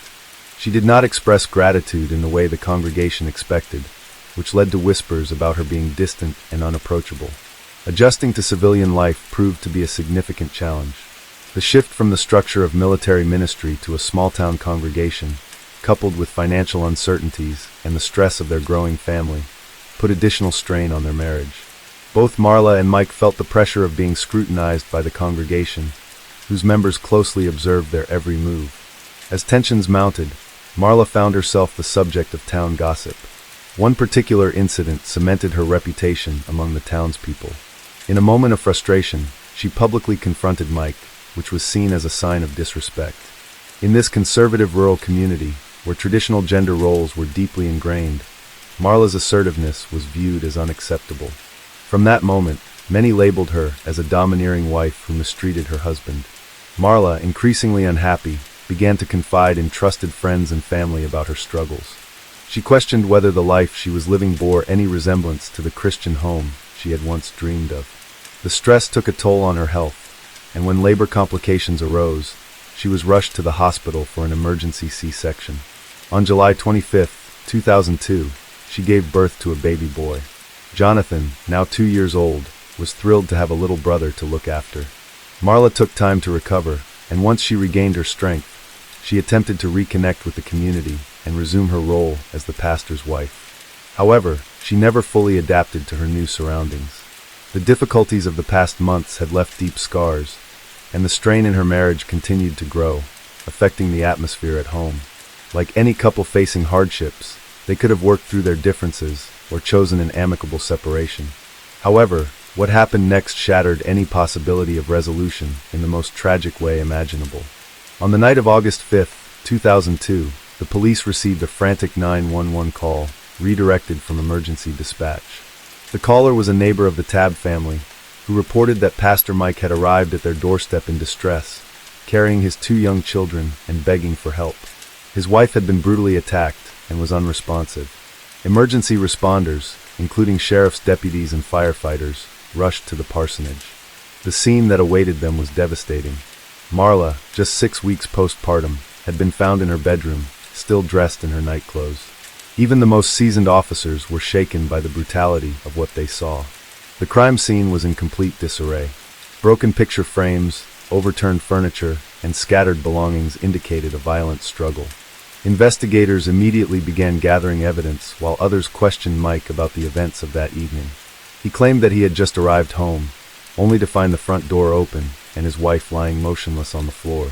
Checking for a pulse and finding none, he had rushed to the children's room, grabbed both boys, and fled to the neighbor's house for help. Marla's body was transported to the morgue for autopsy.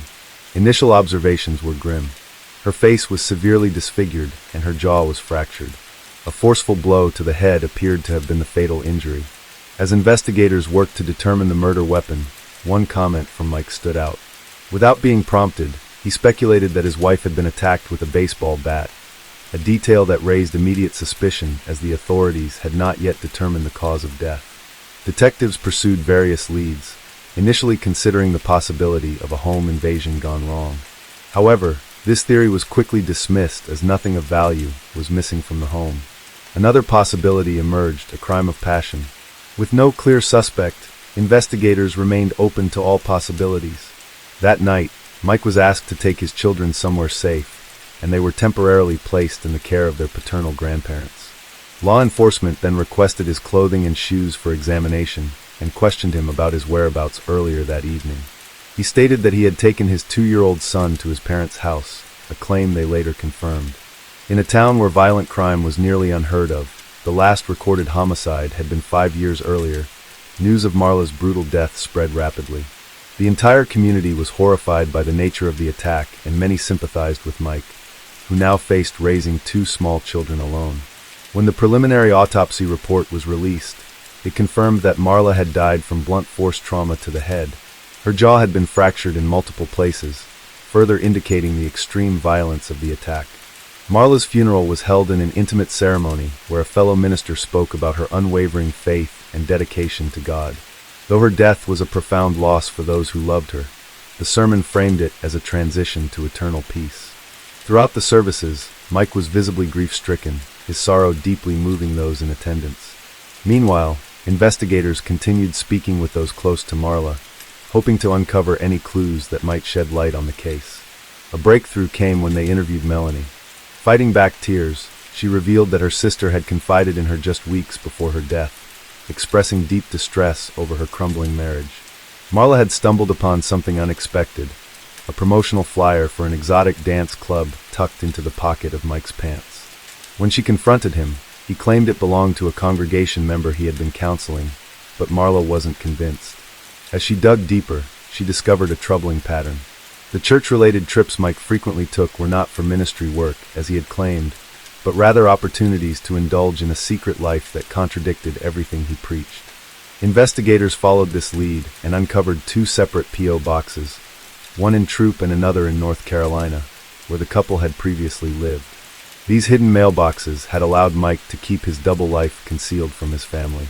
Determined to gather concrete evidence supporting their theory that Marla had been killed because she intended to divorce Mike and expose his deception, authorities placed him under covert surveillance. They suspected he would soon reveal his true nature, and they were right. Mike was frequently seen visiting illicit establishments, including escort services and strip clubs, where he often drank heavily. Just days after Marla's funeral, he was spotted entering an exclusive club known for catering to high-profile clientele. Investigators pressed on with their inquiries, leading to the discovery of what they believed to be the murder weapon. While the crime scene had been meticulously cleaned, one crucial detail had been overlooked, a large wooden table missing one of its legs. Forensic tests using luminol revealed traces of Marla's blood inside the trunk of Mike's vehicle, as well as on his shoes, including the laces. With this irrefutable evidence in hand, law enforcement worked swiftly with the district attorney's office to secure an arrest warrant. On August 8, 2002, the quiet town of Troop was shaken once again when news broke that their respected Methodist pastor had been arrested as the prime suspect in his wife's murder. However, his time behind bars was brief. He was released the same day after posting a $50,000 bail. Mike's legal team had already begun negotiations with the court, arranging for his preliminary hearing to take place in mid-August. A plea deal was in the works that would allow him to avoid a lengthy trial in exchange for a 50-year prison sentence. But when the hearing date arrived, Mike was nowhere to be found. Authorities soon discovered he had attempted to take his own life. His defense attorneys claimed he was hospitalized, but prosecutors argued that this was an attempt to escape justice and demanded additional penalties. According to his family, Mike had been staying at his parents' house in the days leading up to the hearing. One afternoon, he went for a walk and never returned. Concerned, his family alerted authorities, who launched a search. He was found near a lake with a self-inflicted stab wound. The injury was severe enough to require immediate surgery, which lasted nearly 3 hours. During the investigation, a witness came forward, stating they had seen Mike hiding behind a tree and throwing an object into the water. A team of divers was deployed, and after searching the murky depths, they recovered a knife believed to have been used in the attempt on his own life. Given these events, prosecutors sought to extend his prison sentence from 50 to 55 years, while a judge increased his bail to $1 million. On September 29, 2003, Mike appeared before the district court, showing no visible emotion as he formally accepted the prosecution's plea deal. His defense attorney told reporters that they had chosen to avoid a full trial, as it would bring to light painful details that neither Marla's nor Mike's family wanted exposed. The attorney acknowledged that Mike had taken Marla's life, but suggested that the exact motive would remain unknown. He claimed that Mike's primary concern was protecting his children from ever hearing the grim details of their mother's death. However, that hope proved futile. The case had drawn widespread media attention, and the tragic circumstances surrounding Marla's murder became impossible to keep hidden. Before the judge delivered the final sentence, Melanie took the stand to deliver a victim impact statement on behalf of the family. Her voice trembled with emotion as she addressed Mike directly, reminding him that he had orphaned his own children. She demanded that he take responsibility to stand before the court and admit that it was his own hands that had stolen their mother from them. The judge then issued the final ruling. Mike Tab was sentenced to 55 years in prison for the murder of Marla Tab. Prosecutors clarified that under Texas law, he would not be eligible for parole until he had served at least 27.5 years behind bars. Throughout the proceedings, Mike remained silent and emotionless. Reports later surfaced that he had attempted to end his life multiple times while incarcerated. Despite receiving psychological treatment, his internal torment never subsided. Analysts speculated that the immense guilt weighed heavily on him, perhaps a lingering consequence of his past as a preacher who once stood before a congregation preaching about morality and faith. The final piece of information uncovered during this investigation revealed that Mike ultimately served only 20 years of his sentence. He died in 2023. His name was inscribed on a headstone in a Texas cemetery with no mention of his date of death. No official statement was released regarding the cause. Ironically, his family listed Marla as his spouse in his memorial records. His tombstone bore the epitaph, "Loving Son." Perhaps Mike truly had been a devoted son, known for his affection toward his parents. But in the end, his selfishness and hidden desires robbed his kids of a father they could admire. More tragically, he deprived Marla of the chance to see her sons grow into men, a future she had once envisioned as a faithful wife and mother, now stolen by the very person who had vowed to love and protect her. Case 5. A 911 call came in about a woman lying at the bottom of a staircase outside an apartment complex. At first, it looked like a terrible accident. Maybe she tripped and fell. Her purse, keys, and wallet were scattered around her, but nothing seemed stolen. Even her money was still there, so it didn't look like a robbery. But something felt off. When first responders arrived, they quickly realized this wasn't just a simple fall.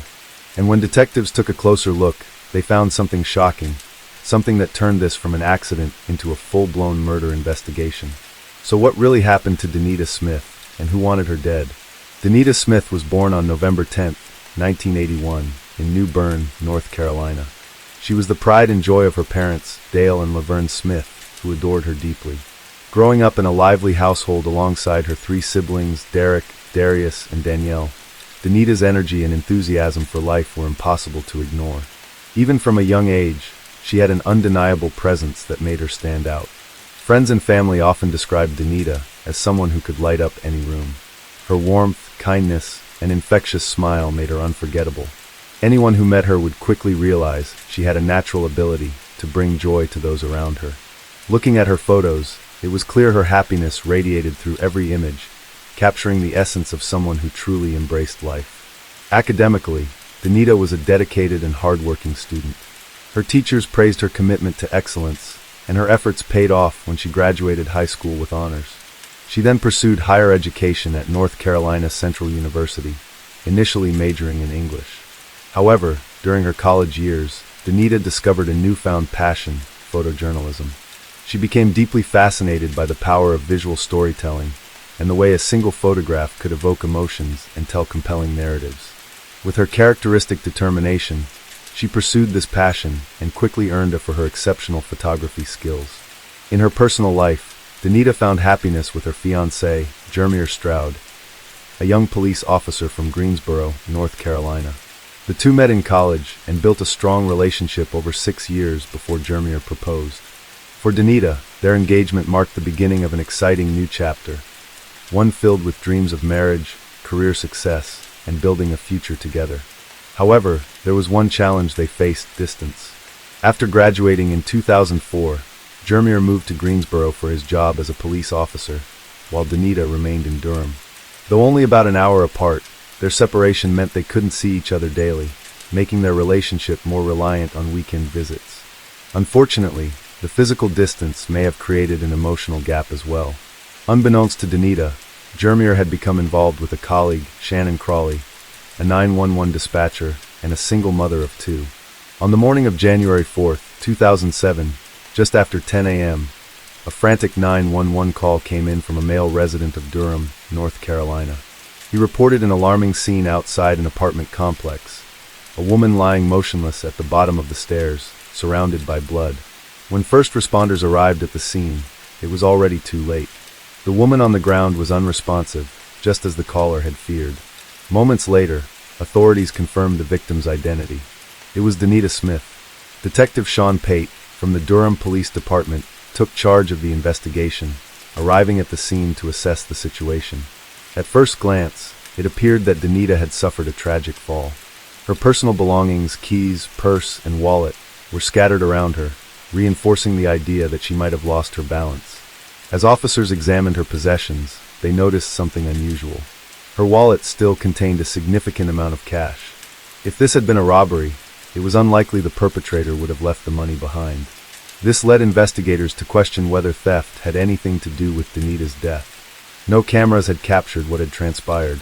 However, as authorities took a closer look at Denita's body, it became clear that she had not simply fallen. She had been murdered. A fatal gunshot wound to the head was discovered. Her body's position had initially concealed the wound, leading to the assumption that she had simply fallen down the stairs. With this shocking revelation, law enforcement immediately began canvassing the area for witnesses. The apartment complex, which primarily housed students, was usually bustling with activity. However, due to the holiday season, fewer residents were around. Despite this, officers managed to locate a few individuals who had seen something suspicious. The most valuable testimony came from the complex's maintenance director. He told investigators that he had seen a woman fleeing the scene around the time of the incident. She was described as a tall, black woman with a fair complexion, driving a burgundy SUV. This key detail raised immediate suspicions. Could this woman be connected to Denita's murder? Interestingly, the maintenance director had not only seen the woman, he had spoken with her. He heard a gunshot and noticed the woman appeared visibly shaken. When he asked if she had heard the gunfire, she admitted that she had and seemed extremely upset. He even suggested that she meet him at another location so they could report the incident to the police together. Instead, she left the scene. Though the maintenance worker eventually called 911, his call was not the one that initially brought first responders to the complex. In fact, a separate 911 call had been made about an hour earlier, but when officers arrived, they found nothing unusual. No body, no evidence of a shooting. How was this possible? Had Denita's body somehow gone unnoticed? The apartment complex was large, but it seemed odd that the first response team had missed such a critical discovery. As news of Denita's death spread, her loved ones rushed to the scene. Among them was her fiancé, Jermier. Upon arrival, he sought out Detective Pate, eager to speak with him. As is standard in homicide investigations, authorities looked closely at the victim's significant other. When asked about his whereabouts that morning, Jermier stated that he had been at home, sleeping after working late the night before. However, he had no one to corroborate his alibi. While it wasn't the strongest defense, police were still gathering information, so they noted his statement and allowed him to leave. After spending some time with Denita's family, Jermier headed home. But the next day, investigators reached out again with additional questions. One key inquiry stood out. Did Jermera know anyone who drove a burgundy SUV? His response changed everything. Without hesitation, he provided a name, Shannon Crawley. The revelation immediately shifted the focus of the investigation. Initially, there had been speculation that Jermera himself could have been involved, but now another person had entered the picture. When questioned further, Jermera admitted that he had been involved in an affair with Shannon. He stated that their romantic relationship had ended nearly a year earlier, calling it a mistake. According to him, their relationship had come to a breaking point when Shannon became pregnant in 2005. They ultimately decided on an abortion, which signaled the end of their romance, at least from his perspective. While he insisted their relationship had ended, Shannon had remained in his life. Though no longer romantically involved, the two still spoke frequently. According to him, they had a strong friendship, but nothing more. However, it became apparent that Shannon may not have seen things the same way. Even after their breakup, Shannon continued to maintain a presence in Jermera's life. She started attending his church, something he initially dismissed as coincidence. Then she purchased a home near his, which he also brushed off, assuming she had simply chosen a desirable area. But as investigators pieced together the timeline, it became clear that Shannon's attachment to Jermera had never truly faded. According to Jermera, Denita and Shannon had never crossed paths. However, as he spoke to investigators, he admitted something unsettling. He now believed Shannon had been stalking him for quite some time. Though he hadn't realized it before, certain details were starting to click into place. He emphasized once again that he had been the one to end their relationship. Then came another critical detail. The last time he had seen Shannon was on Christmas Eve of 2006, less than 2 weeks before Denita's murder. That night, he walked into church, proudly escorting his fiancée, Denita, by his side. Shannon was there. Her reaction was one of complete shock. She had no idea that Jermera was engaged, perhaps not even that he was in a relationship at all. Up until that moment, Shannon may have believed that they were on the verge of rekindling their romance. But now, she was faced with the undeniable truth. Jermera had moved on, and not only that, he was about to marry someone else. Investigators now had enough reason to speak directly with Shannon. They visited her workplace to question her about her whereabouts on the morning of the murder. Shannon claimed she had been at home caring for her sick child. She openly admitted to having a past relationship with Jermera, making no attempt to hide their history. However, her version of events differed significantly from what Jermera had told police. According to Shannon, their relationship had ended because she didn't want to have children. This contradicted Jermera's claim that their relationship ended when she became pregnant and had an abortion. When asked whether she knew Denita, Shannon stated that she had never met her. She explained that she believed Denita was Jermera's ex-girlfriend. But given what investigators now knew, this response raised suspicions. It seemed likely that Jermera had kept his two lives completely separate, leading Shannon to believe she was the only woman in his life. The next question was crucial. Did Shannon own a firearm? She answered no. However, investigators soon discovered that she was lying. A new witness came forward, Ronald Simpson, a co-worker of Shannon's. Simpson revealed that Shannon had purchased a revolver from him in October 2006. This revelation was damning. The firearm matched the caliber of the gun used in Denita's murder. Not only had Shannon lied about owning a weapon, but she had purchased it just months before Denita was killed. Meanwhile, detectives examined phone records from both Shannon and Jermera. Jermera's records indicated that his phone had been in his home during the time of the murder, aligning with his alibi. Of course, this didn't completely clear him. Someone else could have been using his phone while he was elsewhere, but it was a promising lead in his favor. Shannon's phone, however, told a very different story. Despite her claim that she had been home all morning, cell tower data placed her in Durham, approximately 60 miles from where she was supposed to be. This put her near the crime scene at the time of the murder. When confronted, Shannon continued to insist she hadn't been in Durham that day, but the evidence was stacking up against her. Police then seized Shannon's burgundy SUV and ran forensic tests. Their primary focus was detecting any traces of gunshot residue. The results were conclusive. Gunshot residue was found on the steering wheel. This meant that at some point Shannon had likely fired a weapon and then driven her vehicle. The presence of the residue on the steering wheel strongly suggested she had done so just before or after getting behind the wheel.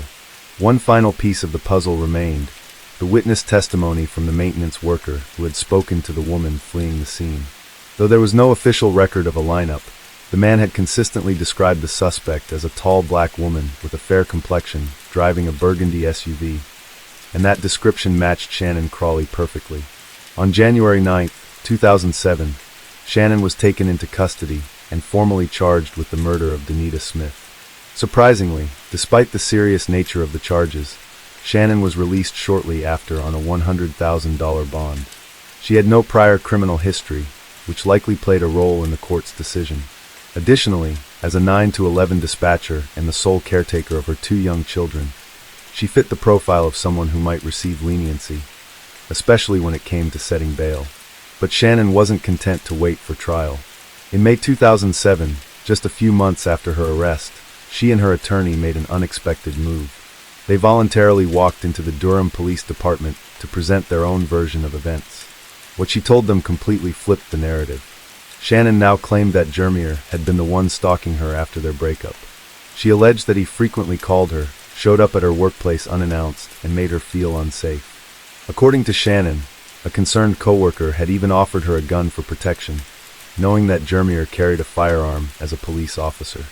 She admitted to taking the weapon, but insisted she regretted the decision and disposed of it soon after.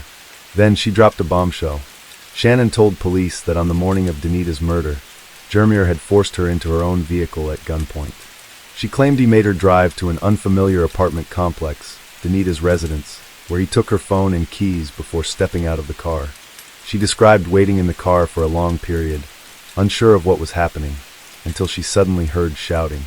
She couldn't make out the words, but she recognized Jermier's voice arguing with a woman. Moments later, a gunshot rang out. According to Shannon, Jermier sprinted back to the car in a panic and ordered her to drive. She said he climbed into the back seat, crouching down on the floor while urging her to leave as quickly as possible. She also claimed this was when she encountered the maintenance worker. In her version of events, she briefly stopped, hoping he would recognize that she was in distress, but she ultimately drove away because Jermier had his gun pressed to her back. However, there were immediate problems with her story. First, how did she explain the gunshot residue found on the steering wheel of her car? She told police that at some point during their escape, Jermier had grabbed the wheel while moving from the front seat to the back, leaving behind residue. Second, why was her phone detected near the crime scene when she claimed she had never been there? She had no reasonable explanation for this. Investigators wasted no time confronting Jermier with Shannon's claims. He vehemently denied every accusation, maintaining that he had been at home during the time of the murder. His cell phone records supported this, though they weren't definitive proof. After all, someone could have used his phone to establish an alibi. Meanwhile, Shannon remained free on bond. She received permission to relocate to Charlotte, about 100 miles away, so she could live with her family. But even that wasn't the end of the drama. In June 2008, Shannon made yet another shocking allegation, this time accusing Jermier of attacking her. According to Shannon, she had been out walking her dog early in the morning when Jermier suddenly appeared outside her family's home. She claimed he assaulted her at knife point and held her captive for several hours, subjecting her to sexual violence. The police immediately launched an investigation, and what they found completely discredited her claim. A medical examination revealed no evidence of sexual assault. More importantly, surveillance footage confirmed that Jermier had been nowhere near Shannon that morning.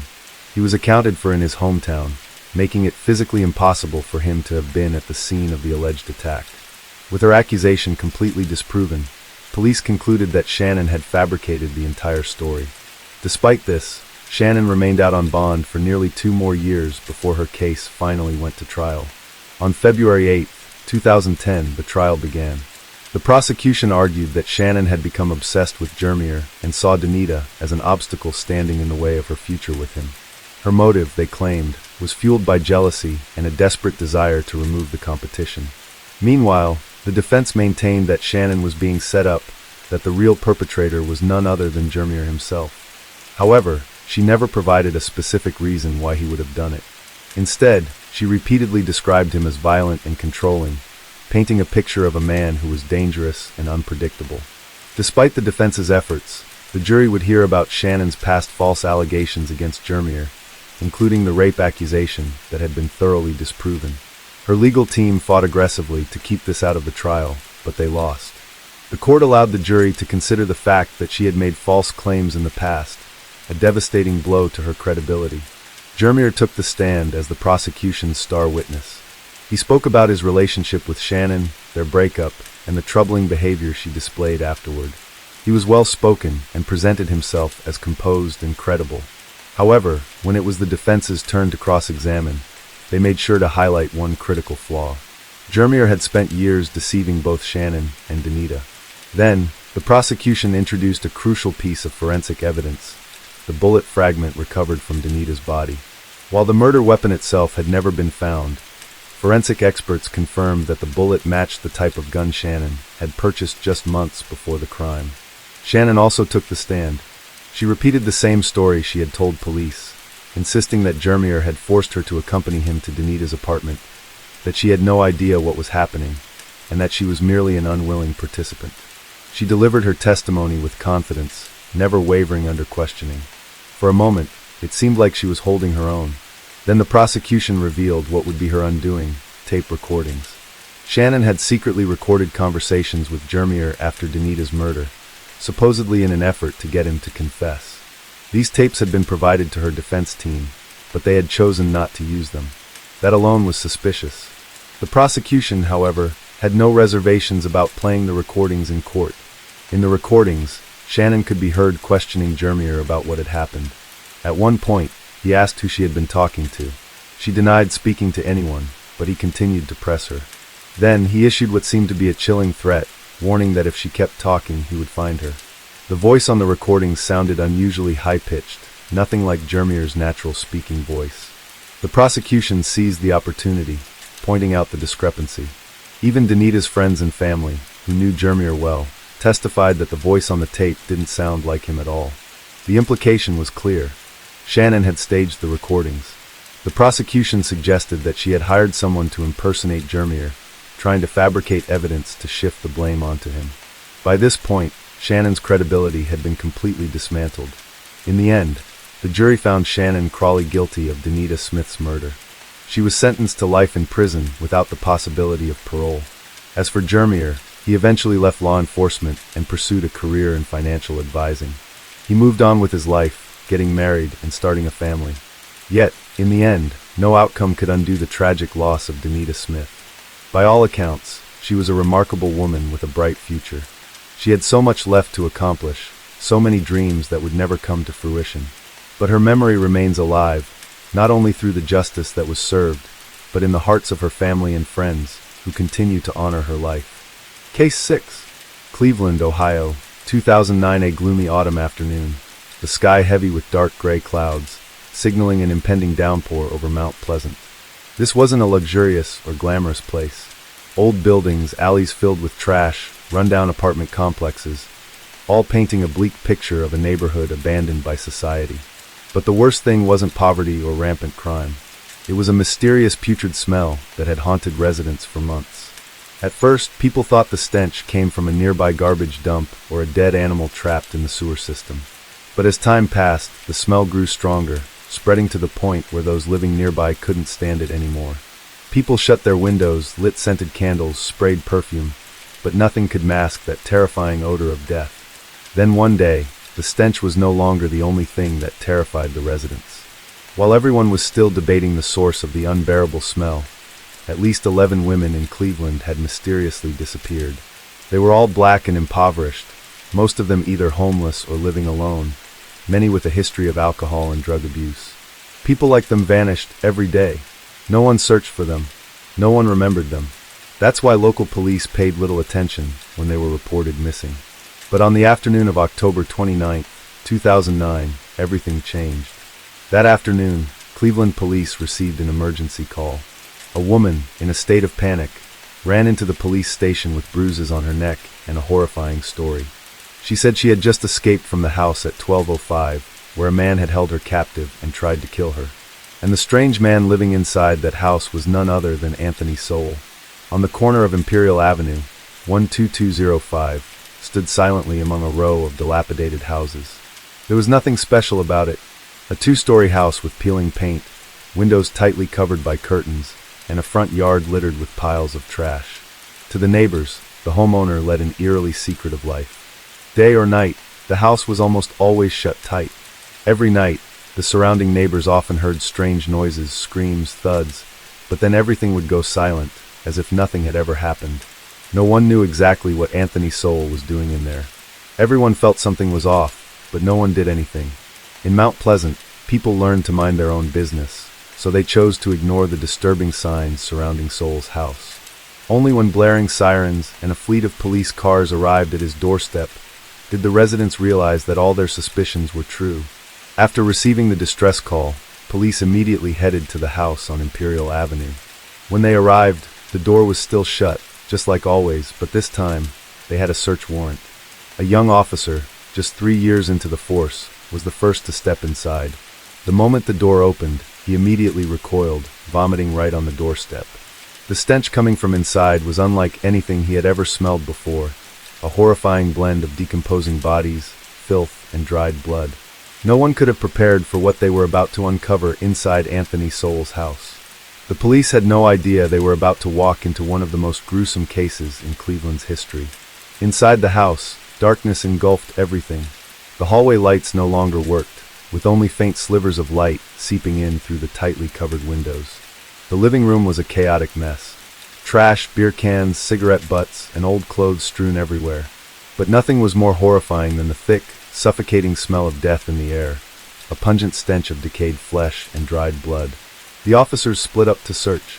One stepped into the kitchen, where black plastic bags were tied shut, bulging as if they contained something unspeakable.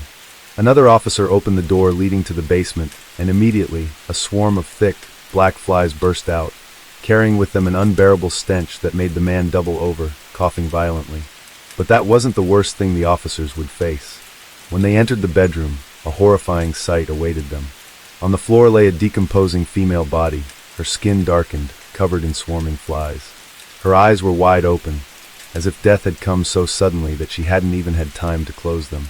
A scream rang out as another officer discovered 2 more bodies. One was stuffed beneath an old mattress, while the other lay in the corner of the room, tightly wrapped in a plastic bag. All 3 bodies were in an advanced state of decomposition, their stench overwhelming. This was no longer just a crime scene, it was a true graveyard. As soon as the police called for backup, an officer walking past the stairs accidentally kicked something soft. When he looked down, his face turned pale. It was a human arm, stripped down to the bone, the victim dismembered by someone. But even more horrifying secrets were hidden inside this house. The forensic team was called in, bringing high-powered flashlights. When they shone their lights down the basement stairs, the sight that appeared made everyone shudder. Stacks of black garbage bags were piled on top of one another, some gnawed open by rats, revealing patches of pale, decayed flesh inside.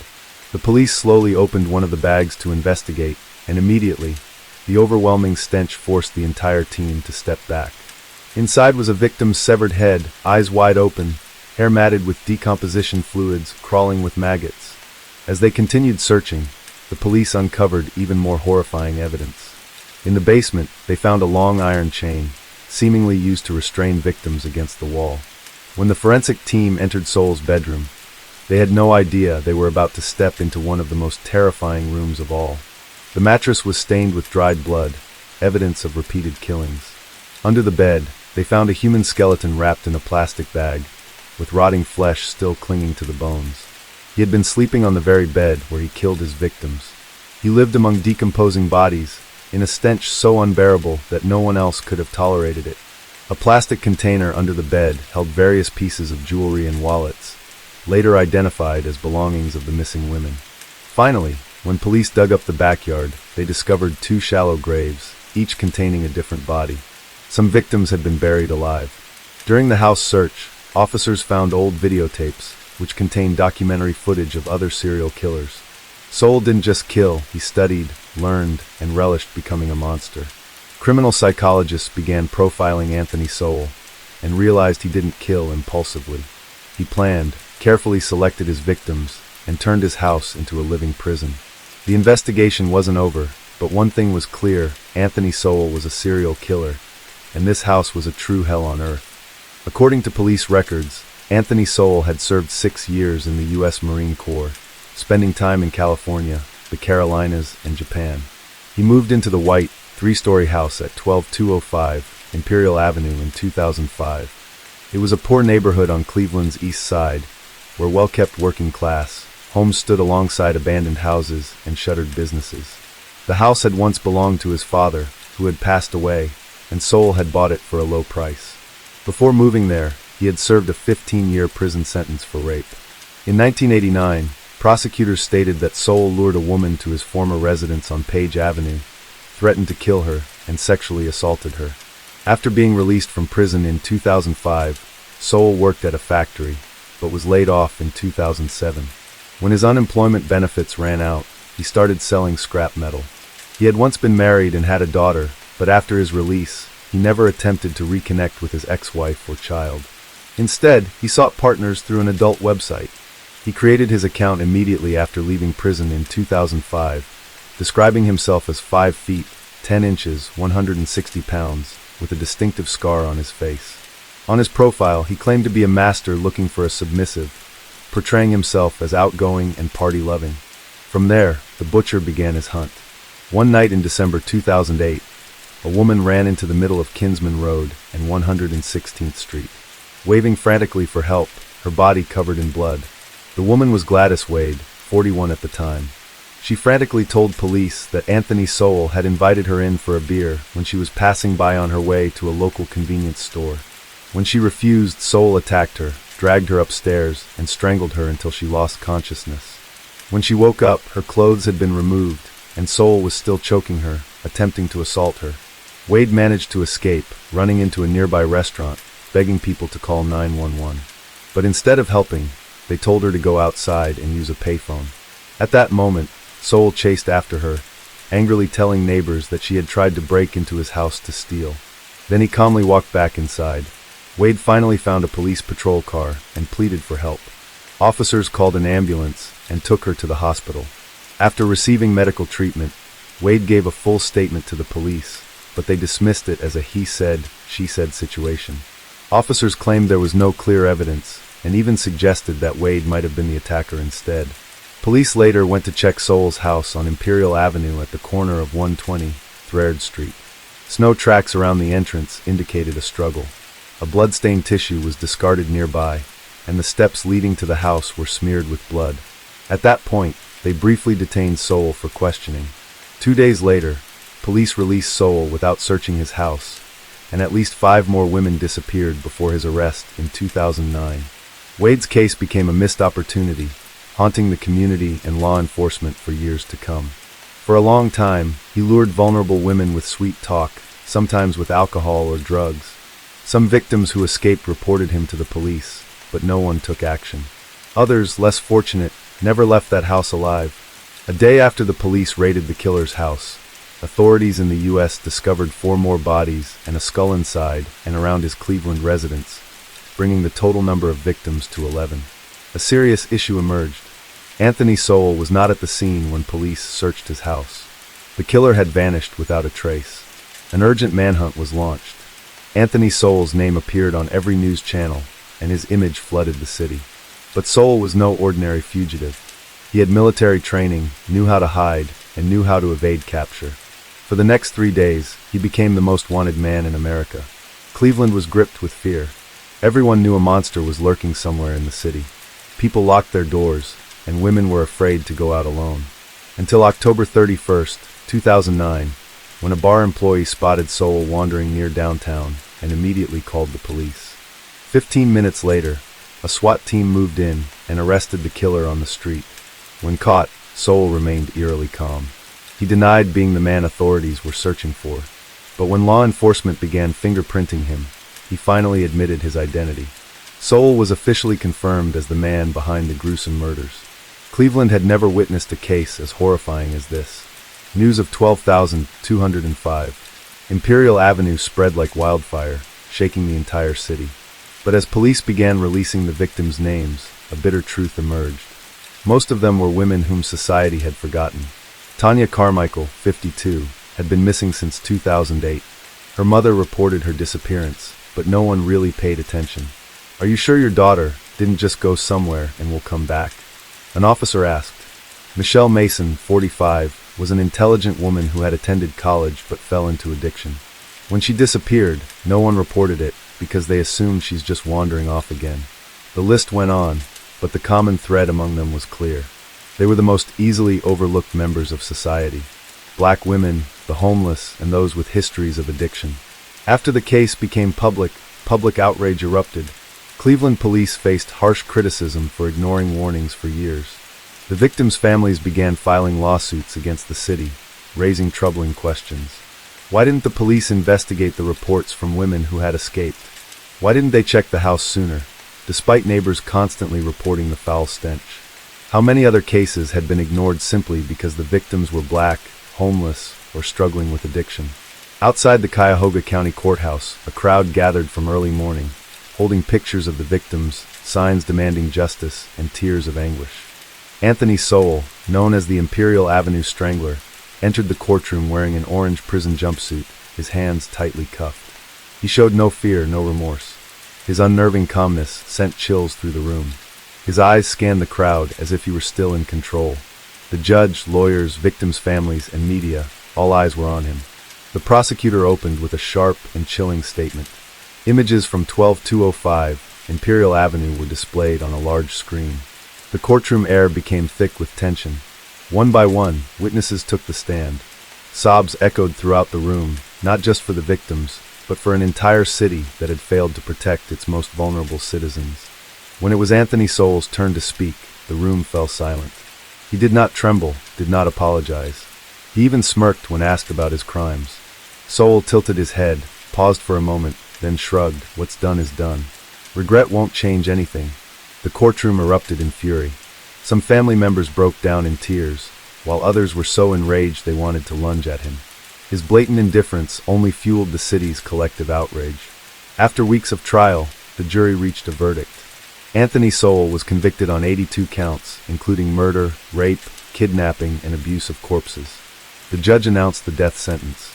The courtroom burst into emotion. Some families embraced, crying because justice had finally been served. But for many, justice had come too late. Sowell never faced execution. He spent years in prison, continuously filing appeals to delay his death. But on February 8, 2021, Anthony Sowell died in prison from cancer. There was no public execution, no final moment for the victims' families to see him punished. He passed away quietly, without suffering, completely unlike the pain he inflicted on his victims. Some felt it was unfair. Others believed his death was insignificant compared to the lessons this case left behind. A month after the case, 12205 Imperial Avenue was demolished. People said it was the only way to erase the lingering horrors of that place. In the winter of 2011, a massive bulldozer rolled into Mount Pleasant, heading for 1205 Imperial Avenue. Outside, a silent crowd gathered. Neighbors, victims' families, and even strangers who had followed the case from the beginning. It wasn't just a building being torn down. It was the destruction of a monument to pure evil. The Anthony Sowell case ended with a death sentence for the killer.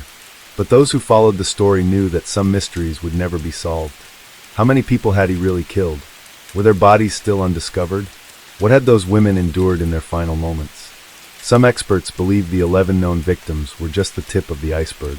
How many more had Sowell murdered without anyone knowing? How many people had gone missing in Cleveland without anyone caring?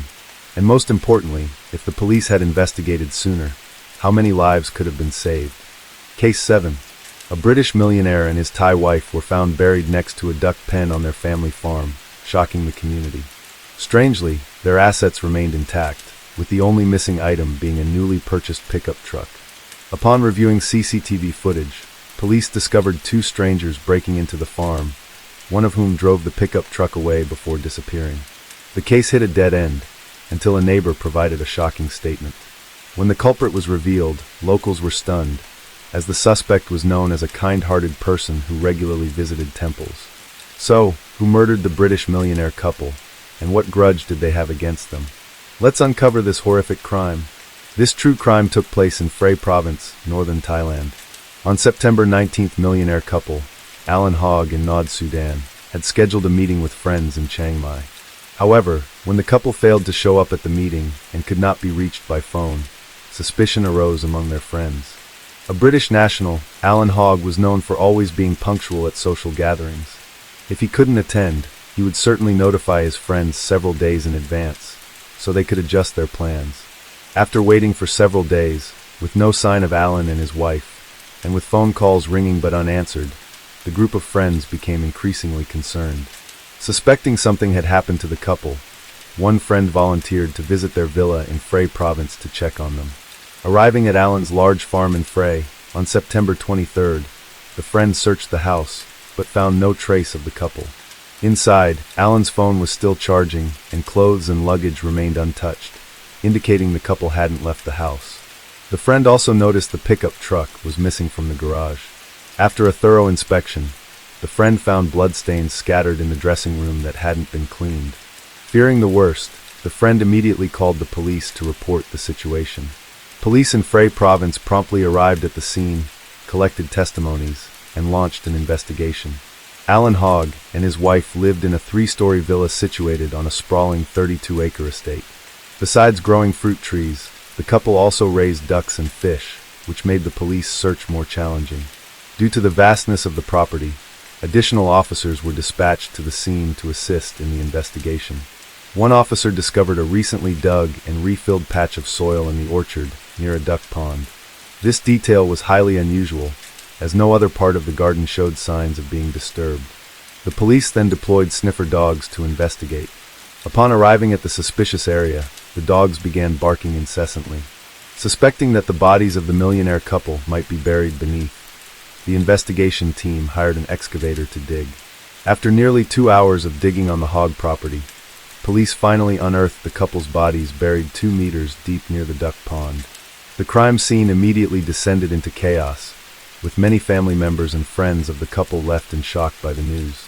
The victims' bodies were later transported to a forensic clinic to determine the cause and time of death. Meanwhile, another police team carried out investigations, collecting evidence and statements from those acquainted with the victims. Robin Hogg, the couple's daughter, flew from the UK to Thailand after learning of her parents' murder to assist with the investigation. Alan Hogg was originally from Edinburgh, Scotland. While vacationing in Thailand, he fell head over heels in love with a local woman named Nod Sodden. Alan was a well-known engineer and businessman.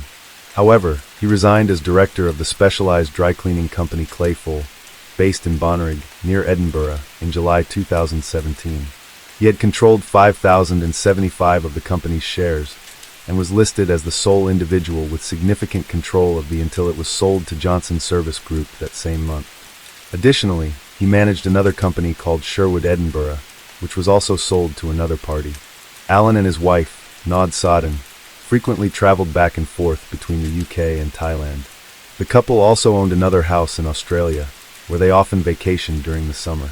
To residents of Frey province, Alan was regarded as a wealthy millionaire who preferred the simple, peaceful life of the countryside. Since 2014, the couple had officially settled in Thailand and built a 3-story home on their expansive property, complete with a swimming pool and a poultry farm. The brutal murder of Alan Hogg and Nod Sodden, whose bodies were buried in their garden, shocked the small rural community in northern Thailand. Since the case involved a foreign national, Thai police faced significant pressure to identify the perpetrator. Forensic results revealed that Alan died from 2 gunshot wounds, while Nod Sodden was killed with a wrench. The couple's time of death was determined to be around September 18th, one day before their scheduled meeting in Chiang Mai. The fact that the killer buried the victims on their own property made police suspect the perpetrator was someone they knew. Unable to move the bodies elsewhere, the murderer likely decided to bury them right next to the house. Nod Sodden's relatives described Alan as a kind and generous man who often lent them money during hard times. Meanwhile, Nod was known as a kind-hearted and gentle woman who took responsibility for caring for her disabled younger brother. Despite being married to a wealthy millionaire, Nod never came across as arrogant or conceited. Local residents confirmed that Alan and his wife had no conflicts or disputes with anyone in the area. Upon reviewing cameras inside and outside the property, police immediately uncovered a crucial lead. The person seen driving Alan's newly purchased white Ford Ranger pickup truck away was Werit Sachikit, 63, Nod's older brother. Police promptly launched a manhunt for Werit to question him, but he had disappeared from Frey province. When locals learned that Sachikit was the suspect police were pursuing, many expressed doubt, as he was known as a kind man. He was often seen helping neighbors and volunteering at a temple. Furthermore, the idea that Sachikit could murder his wealthy sister and brother-in-law seemed implausible, as he had worked with the couple for over 20 years. Despite public skepticism, police pressed forward with their search for where Sachikit, as he had vanished, along with the victim's vehicle. However, some of Nod's relatives supported the police's suspicions, claiming that the relationship between Sachikit and the couple was not as harmonious as it appeared. Alan Hogg was a dynamic individual who, alongside his wife, had run a restaurant and a laundry business before returning to farming. Since the couple started their poultry farm raising ducks and geese and fry, the relationship between them and Sachikit had gradually deteriorated. As a European, Alan Hogg had high expectations when it came to work. He often appeared critical and dissatisfied with his brother-in-law's work habits. Meanwhile, Sachikit, being older, worked at a slower pace and lacked the efficiency of others. Additionally, Sachikit felt envious of his sister living in a fully equipped 3-story house while he remained in an old wooden home. On September 15th, Nod visited her youngest brother and complained about their older brother neglecting his work and becoming increasingly difficult to deal with. Moreover, whenever the couple tried to give him feedback, Sachikit would argue back, insisting he was right. Frustrated with his unwillingness to change, Nod and Alan demanded that Sachikit leave their farm. Based on information from the youngest brother, the police became even more convinced that Sachikit was the prime suspect. However, given his age, it was unlikely that Sachikit could have single-handedly murdered the couple and buried their bodies so efficiently. Police suspected that he had accomplices who assisted him in this horrific crime. Furthermore, evidence from the crime scene revealed bloodstains left on the sink and the floor. In the garage, they also discovered a wrench that had been unusually cleaned of oil and dirt, leaving it suspiciously polished. Believing the wrench to be the murder weapon used to kill Nod, police sent it for forensic analysis, which confirmed their suspicions.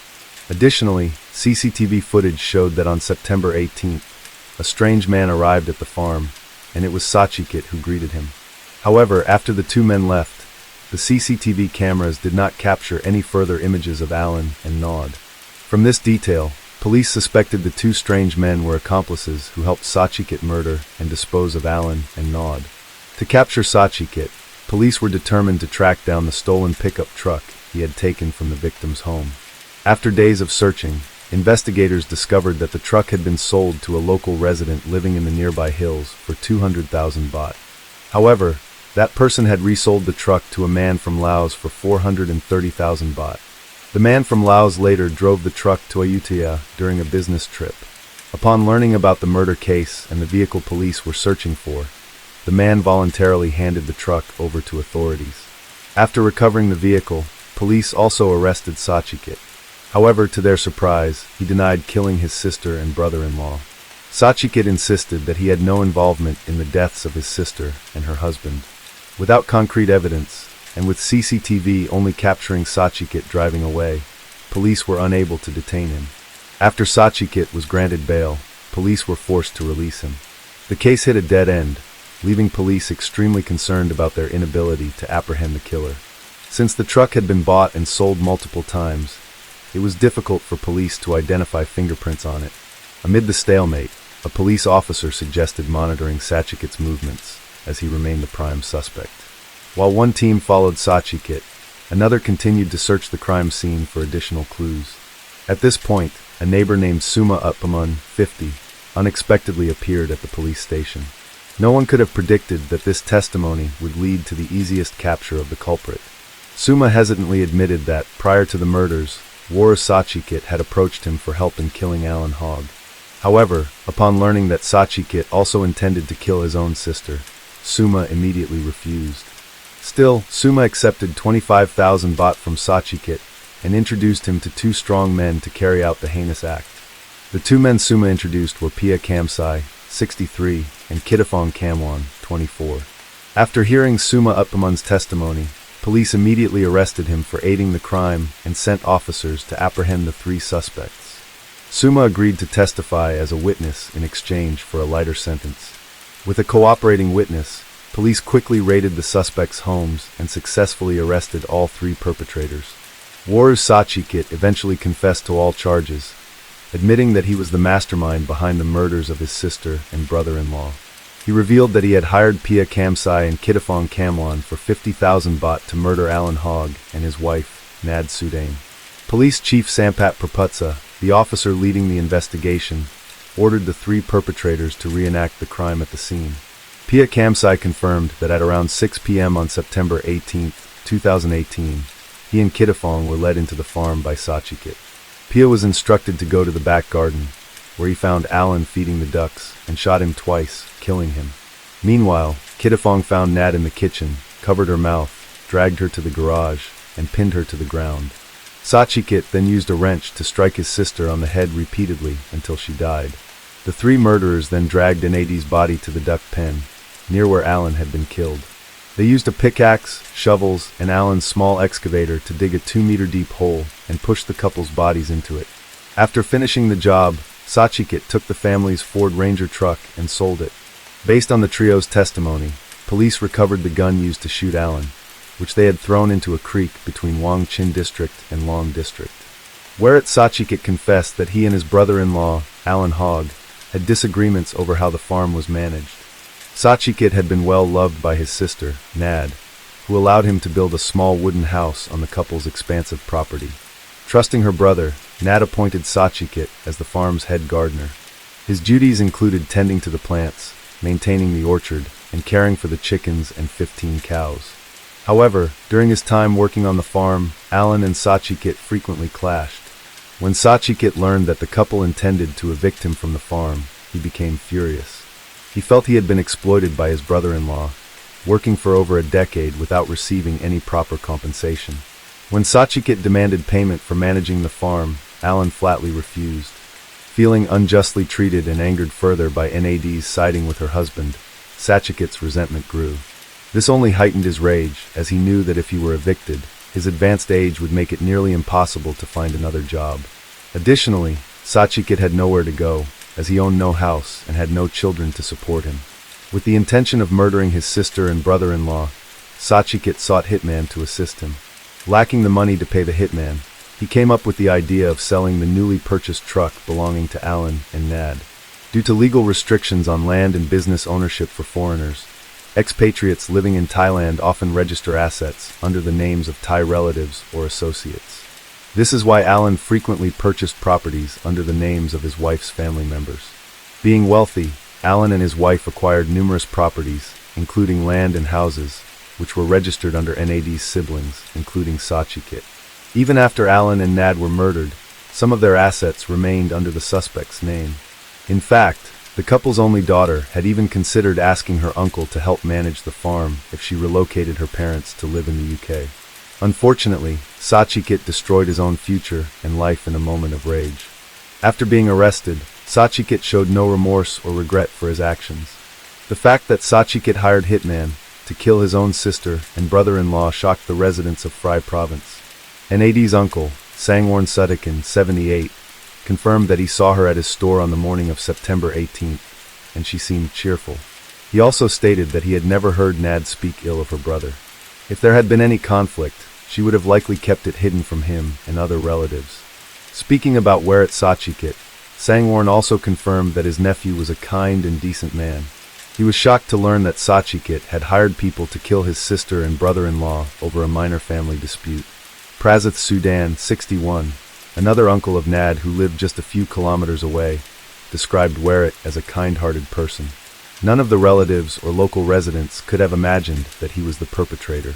A year after the murders, on June 3, 2019, the Phrai Provincial Court officially began the trial for the murders of Alan and Nad Hogg. Weret Ratanachajikit was identified as the mastermind who hired hitman to murder his sister and brother-in-law due to family conflicts. Police charged Weret with conspiring to commit murder to seize Hogg's assets and sell some of them. All three perpetrators, Weret Ratanachajikit, Pia Kamsai, and Kitafong Kamwan, were sentenced to death on multiple charges. Sumatwatpaman received a 25-year prison sentence, reduced by half from the initial 50 years due to his cooperation with the police during the investigation. The Phrai Provincial Court described the murder of the British millionaire as an act that severely damaged Thailand's reputation. Wu Xiaan, the victim's family lawyer, stated that Alan's relatives in the UK were satisfied with the court's verdict. However, due to the cruelty and horrific nature of the case, they did not want to revisit this painful story. The case of the British millionaire, couple murdered by their brother-in-law over family conflicts, has now come to a close. Case 8. This case occurred in Sweden, but word of it quickly spread across news organizations worldwide.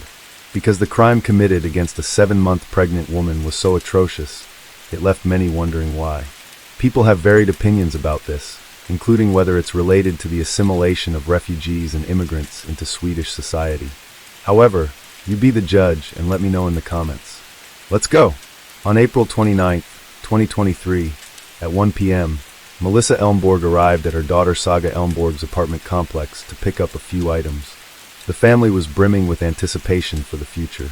20-year-old Saga was 31 weeks or 7 months pregnant with her partner Mohammed Amit Ibrahim, whom they affectionately called Amin.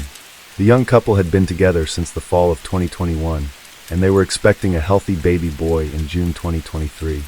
Saga was eager to become a mother, frequently sharing her pregnancy photos with friends and family. Her close-knit family were highly supportive of her journey into motherhood.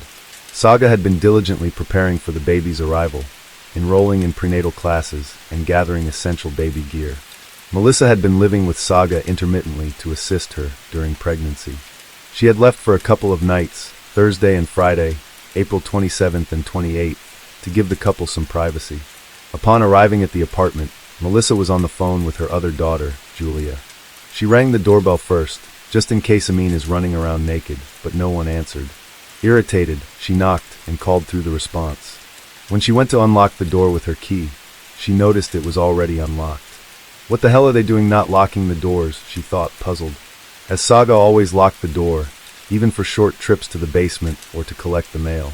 Entering the apartment, Melissa heard water running from the kitchen faucet. She went to turn it off and then, to her horror, she saw Saga lying face up on the bedroom floor, her long dark hair covering her face. Melissa screamed in grief into the phone as she saw a marble top on top of Saga and a lamp cord around her neck, with no signs of life. Desperately, Melissa lifted the table and called emergency services immediately. She would later recall how doing CPR was of no use.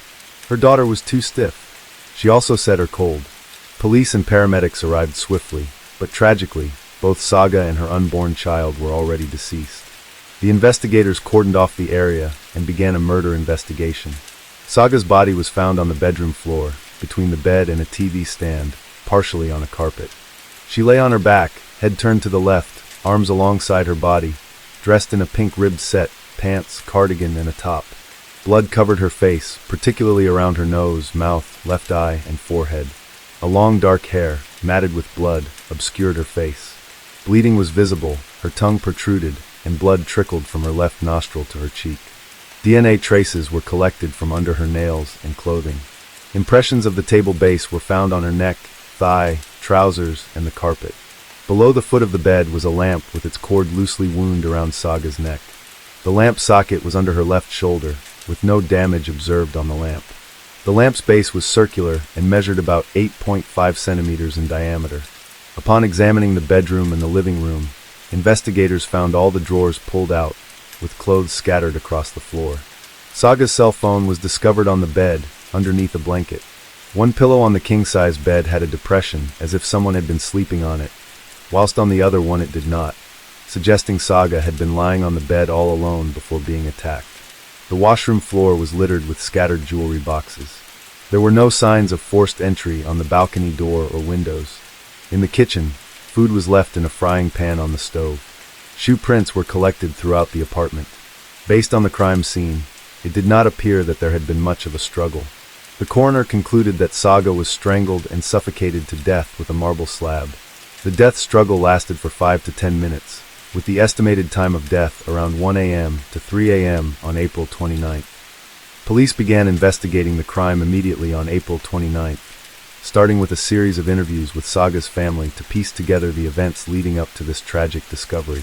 According to Saga's mother, Melissa, just the day before, on April 28th, Melissa, Saga and a few friends had a meet-up at the Mocha Deli and everyone had a great time. But Saga appeared nervous, frequently checking her phone as she awaited a text from her boyfriend, Amin. Saga's anxiety stemmed from Amin's plan to inform his parents that he was going to be a father. At 7 months pregnant, Saga was understandably on edge about how this conversation would unfold. According to Melissa, Saga was worried about how Amin would react to the news. While her mom and friends continued with dinner, Saga decided to head back to her apartment around 7:30 p.m. Although Saga's family knew about her relationship with Amin and their upcoming baby, Amin's family had no idea. Amin had kept his relationship with Saga a secret from his family, who had arrived in Sweden as refugees from Somalia when he was just a child. They were devout Muslims, while Saga and her family were Christians. Amin believed his family would disapprove of his relationship with Saga, especially with her being pregnant out of wedlock. He had confided in Saga that his family might ostracize him if they knew the truth.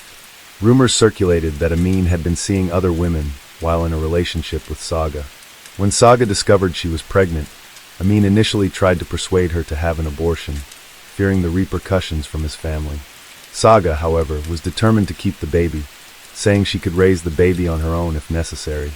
When she announced her pregnancy to her family in October the previous year, they were happy and willing to support her decision. Her grandmother shared some wisdom with her to think through how this would work for her and her baby, given her current financial situation, and whether her boyfriend was willing to take the next step and support them as a family. She also raised her concern with Amin's culture being very different than their Swedish upbringing. Over time, Amin seemed to accept the pregnancy and even agreed to move in together with Saga in a new, larger apartment on May 2nd, 2023, with him covering the rent. Melissa noted that, despite Saga and Amin being together for almost 2 years, she had only met Amin 3 times. This was surprising, given that their daughter was 7 months pregnant with his baby at the time of her death. Melissa also recalled overhearing a phone conversation between Saga and Amin, where Saga confronted Amin after a woman called Diana claimed Amin had asked her to kick Saga's belly to induce a miscarriage. Also, when Diana spoke to her daughter, she said she was sleeping with Amin. Amin managed to calm Saga down, convincing her it wasn't true. Given this story, when Melissa discovered her daughter's murder, she immediately urged the police to question Amin. The police first established a timeline of events. On April 27th to 28th, Amin took sick leave from work. On April 27th, Amin spent the afternoon and evening at Saga's home. Saga had given him an ultimatum to inform his family about their relationship, the move, and her pregnancy. On April 28th, Saga also called in sick from work. Amin was supposed to tell his family about their relationship that day at 10 p.m., when his mom would return from work. Amin was then to come and update Saga directly at her apartment that evening. She expected him around 11 p.m. and was messaging him nervously all day. Her anxiety was noticed by her mom and her friends during the deli. The police discovered that between 11:13 and 11:15 p.m. on April 28th, Amin wrote a message to Saga stating that he would not tell his parents about her and that they wouldn't move in together because he couldn't lose his family. However, he never sent the messages. These facts established Amin as a primary suspect, suggesting a motive for the crime. Instead of telling his family as he claimed he would, he went over to Saga's place. The question was, what happened there? Was it an escalation or a premeditation? Interestingly, police learned that Amin's mom had returned home far earlier than 10 p.m. that day, arriving at 3 p.m. Did Amin already speak with her when Saga was messaging him all day? Or did he fail to muster the courage to tell her at all? Or was this all a ruse to string Saga along with no intention of following through? The police confronted Amin and took him in for questioning. The key updates from the interrogations are as follows. When initially informed about a murder that happened at an apartment in Kungsgatan 36B, which was Saga's apartment, Amin remained calm and even joked around with the detectives. They found it strange that he didn't mention anything about his girlfriend living at the address, pretending not to know the location at all. He did ask who died there, and then strangely questioned the police about how he could possibly kill someone the previous day. When informed that a woman, Saga, was murdered, Amin immediately claimed he was not responsible for her death, stating he had an alibi for the night, and that he last saw her the previous day on April 27th, which contradicted his earlier display of ignorance of the location. Due to this strange behavior, contradicting statements, and the accumulating evidence pointing to him as the primary suspect, police arrested Amin and placed him in custody. Fast forward a few months, and Amin was on trial for the murder of his heavily pregnant girlfriend. The prosecution presented compelling evidence, stating that Amin's DNA was found on the stairs near Saga's apartment door on April 29th at 7:20 p.m. This evidence was significant because the tracking dog, Amina, traced the scent and is known to detect scents only up to 24 hours. This strongly suggested that Amin was present at Saga's apartment on the 28th, contradicting his claim of not being there. The defense objected to this evidence, arguing that the tests were conducted outdoors. However, Inspector Hannah Hockstrom testified that the difficulty level for the dog remained the same regardless of being indoors or outdoors. Prosecutor Elizabeth Anderson stated that Amin killed his girlfriend by, quote, suffocating and strangling her through pressure on her neck, impacting her trachea and the blood supply to her head. Amin entered her apartment using the spare key while Saga was asleep on the bed, as indicated by the depression on the side of the pillow. He attacked her, and they ended up on the floor besides the bed. Initially, he likely used but then dragged the 30-kilogram or 66-pound marble tabletop and jammed it against her throat, suffocating her with his weight. As Saga was heavily pregnant, she would have struggled to get up under the crushing weight of the table, which left impressions on her neck and thigh. It's estimated she struggled for about 5 to 10 minutes before succumbing. Amin then staged pulling out drawers in the room and scattering jewelry on the floor to simulate a robbery. In court, Amin claimed that Saga might have been killed by a gang searching for drugs. He alleged that he had received a bag containing a large amount of money and other illegal items, and he had previously used some of the contents, which would have infuriated them. When confronted by the gang, he pointed them to Saga's apartment, but they didn't know he had used some of the contents. He claimed the gang must have broken into Saga's apartment and killed her when they found some of their property missing. However, this story was inconsistent with the district court's findings. If Amin feared the gangs, he wouldn't be living openly and freely in his own residence. There were also no leads, DNA, or forensic evidence linking these alleged illegal items to the crime. And if such property existed, only the killer would know exactly where to find it. Amin claimed Saga had no idea about this, so why was her place not ransacked convincingly?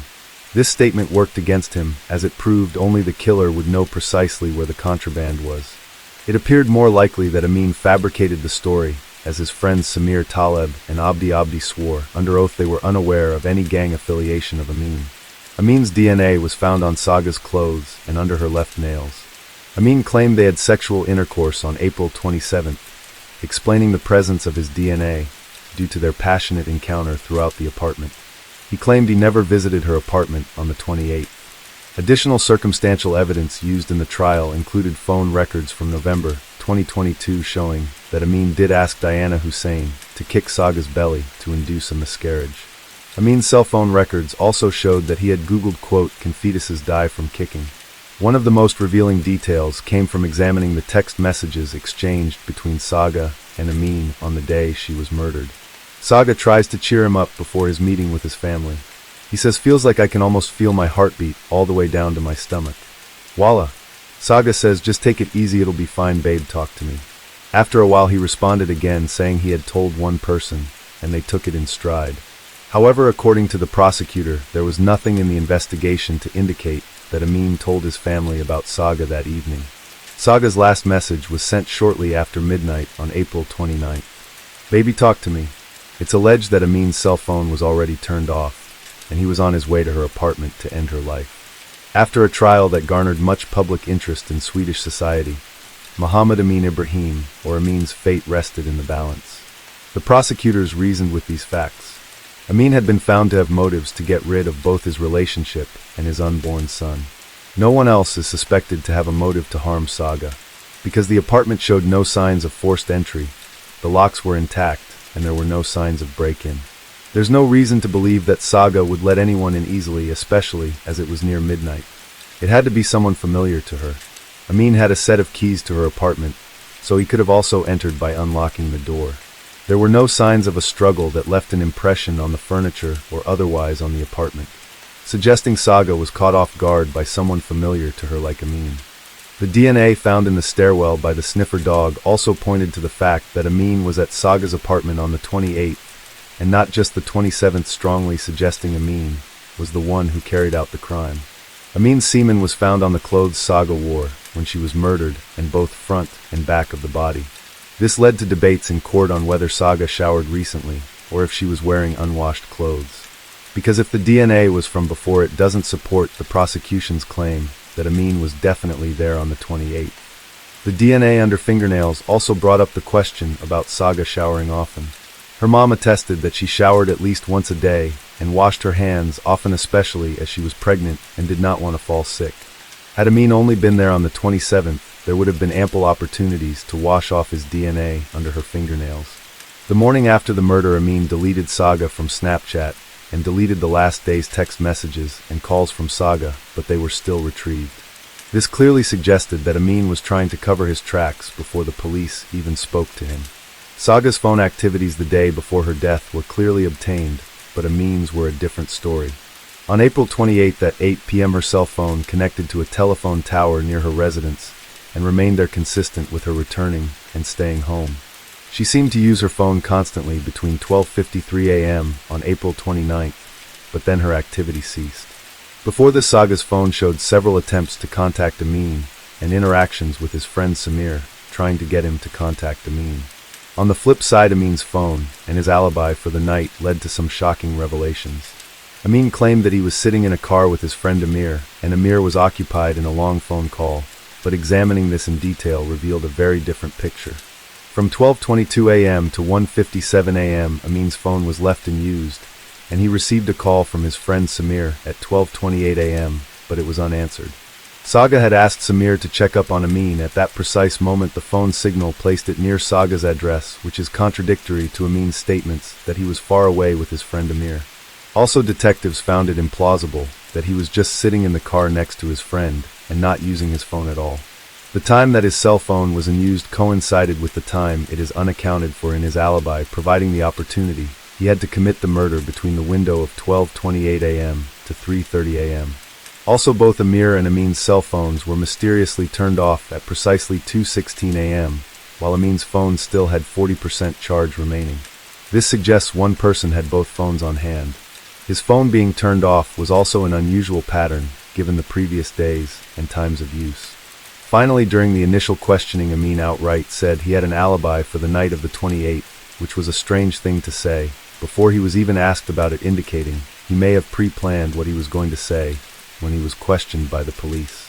Despite the lack of clear direct evidence in this case, the circumstantial evidence was considered strong enough to assess the case in its entirety, but some were hopeful that the lack of direct evidence could not prove without a reasonable doubt that Amin was guilty of the crime. The one piece of evidence that seems unanswered was the footprint found in Saga's apartment that did not match Amin. Nevertheless, this does not rule out Amin being there on the 28th. Amin completely denies any wrongdoing. "Yes, I have been in denial for 9 months, now," he said in one of his last interrogations, and meant that he loved Saga. Also, the investigation into Amin's fears that his family would disown him for dishonoring the family name was found to be inconclusive. In short, no evidence seems to indicate the family was even aware of his expectant girlfriend, and that he had told them they would move in together a week later.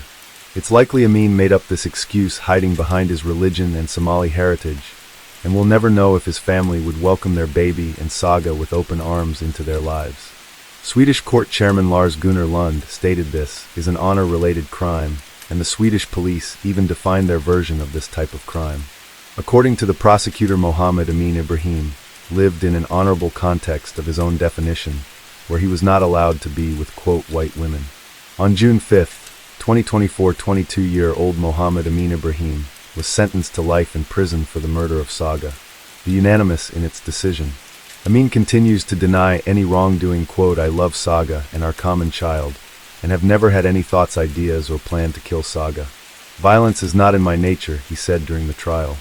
Amin and his defense lawyer believe that the perpetrator must be someone else, and they plan to appeal the verdict. Case 9.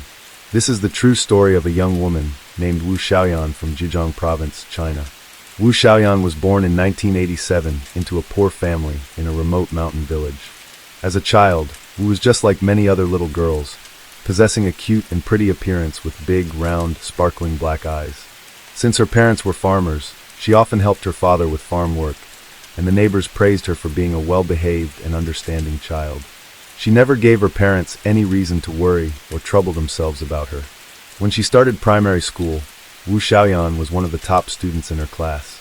However, a fateful turning point occurred when she was only 8 years old and in the 2nd grade. She began noticing that she couldn't see the words her teacher wrote on the blackboard clearly. Her eyes often itched, teared up, and felt a burning sensation.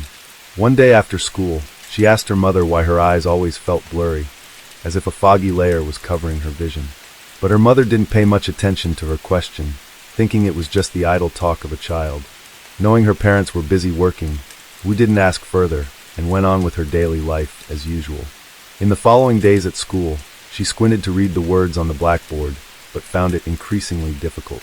When Wu Xiaan told her teacher about the issue, she was merely advised to maintain good eye hygiene and rest more. A few months later, her vision deteriorated so severely that she could no longer see the writing on the blackboard. Noticing her declining academic performance, her teacher contacted Xiaoyan's parents to inform them about the situation. Everyone found it strange, as she had been the top student in her class, yet her grades had suddenly plummeted. In the mid-1990s in China, televisions were an expensive household item that only well-off families could afford. In this poor rural area, families with black and white TVs could be counted on one hand. Naturally, Xiaoyan's family did not own one. Adults found it puzzling that, with no TV at home and her time spent either studying or working in the fields, her eyesight could decline so rapidly. When questioned by the adults, she recounted her inability to see clearly, the burning sensation in her eyes, and the persistent blurry, foggy layer obstructing her vision. At that moment, her mother remembered the comment her daughter had made months earlier, but had brushed aside. Realizing the situation might be serious, the family took her to the district hospital for an examination. However, due to the hospital's poor resources, lacking professional medical equipment, the doctors could only perform a basic checkup. After hearing about her condition, they merely prescribed her eye drops to alleviate the strain. A few weeks later, the prescribed eye drops ran out, but her vision showed no improvement. Thinking it was nothing serious, her family bought more eye drops for her, hoping she would recover. This continued until Wu Xiaan turned 9 years old and entered the 3rd grade of primary school. Then tragedy struck. At that time, Xiaoyan's face suddenly became abnormally swollen. She constantly complained about a crawling sensation on her face, which was very itchy and uncomfortable. Her parents could only apply an ointment to her face to temporarily reduce the swelling. A week later, they were shocked to discover that their daughter's face had changed dramatically. Xiaoyan's nose had swollen unusually, pushing her eyes farther apart, and the distance between her eyes began to widen. After that, her face continued to grow larger, and the effects on her face made it impossible for Xiaoyan to sleep at night. At this point, her parents realized the severity of the situation and took their daughter to the district hospital for a checkup. However, the doctors were unable to determine what illness she had, as the hospital's infrastructure was still rudimentary and lacked modern equipment. They speculated that she might have contracted a rare disease with an unknown cause and only prescribed some anti-inflammatory and swelling-reducing medication. Over time, Xiaoyan's face continued to swell larger, despite her taking the medication diligently. Teased by her classmates and overcome with shame, she decided to drop out of school and stayed home to practice writing on her own.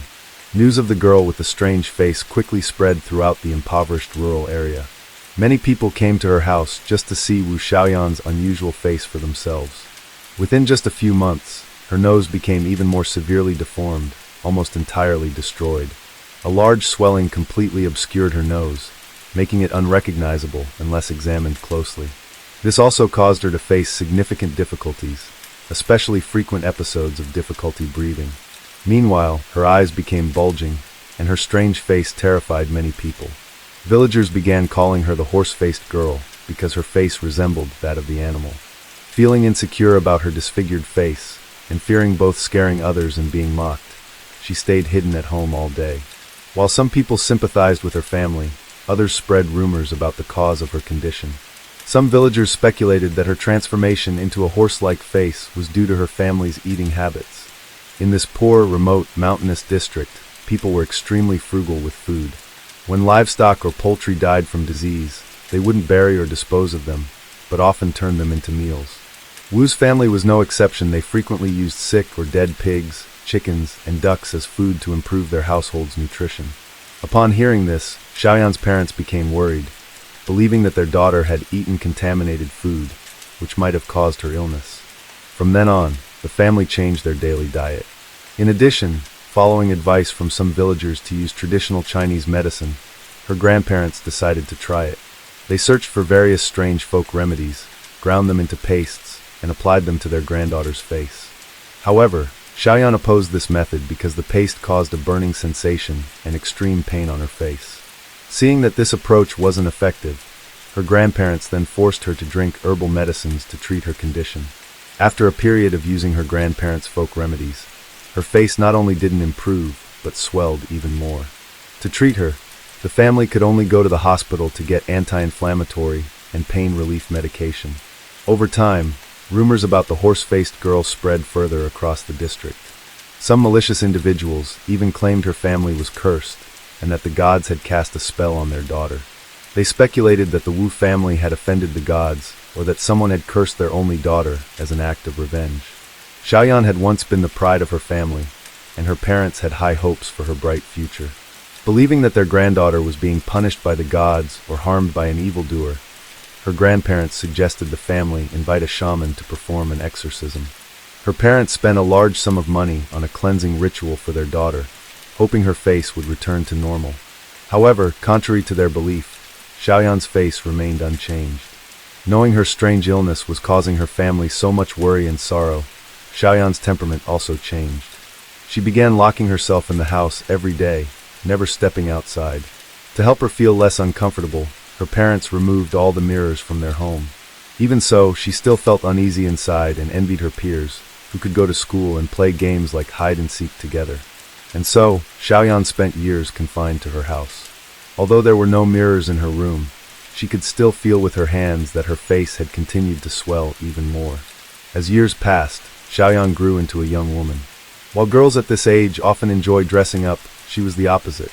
Not only did she stay locked inside her house for over a decade, but whenever she went out, she used a cloth to completely cover her head and face so no one could see her unusual appearance. Her family's life had already been difficult, and over the years they spent a significant amount of money on her treatments, but none of them brought any results. However, another terrible misfortune struck this unfortunate family. Witnessing her daughter's prolonged suffering, Xiaoyan's mother became increasingly worried. She worked both on the farm and took on extra jobs in hopes of earning enough money to take her daughter to a major city for medical treatment.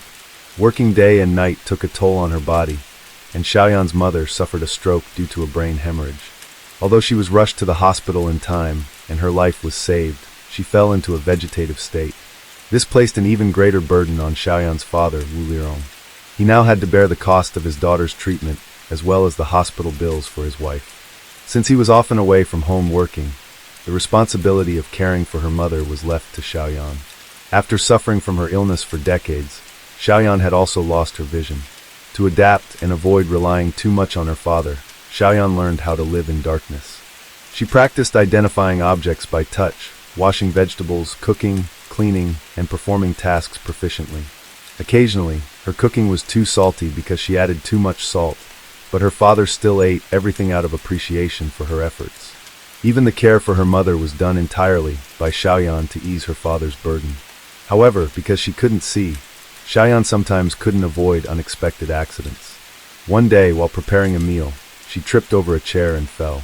The severe impact caused the large tumor on her face to rupture badly. Fortunately, it was raining that day, so her father was home. Seeing his daughter bleeding heavily after the fall, he rushed her to the provincial hospital. Upon arrival at the hospital, the doctors were shocked by her severely deformed face. After regaining their composure, they stopped the bleeding, bandaged her wound, and conducted a series of tests to identify the disease.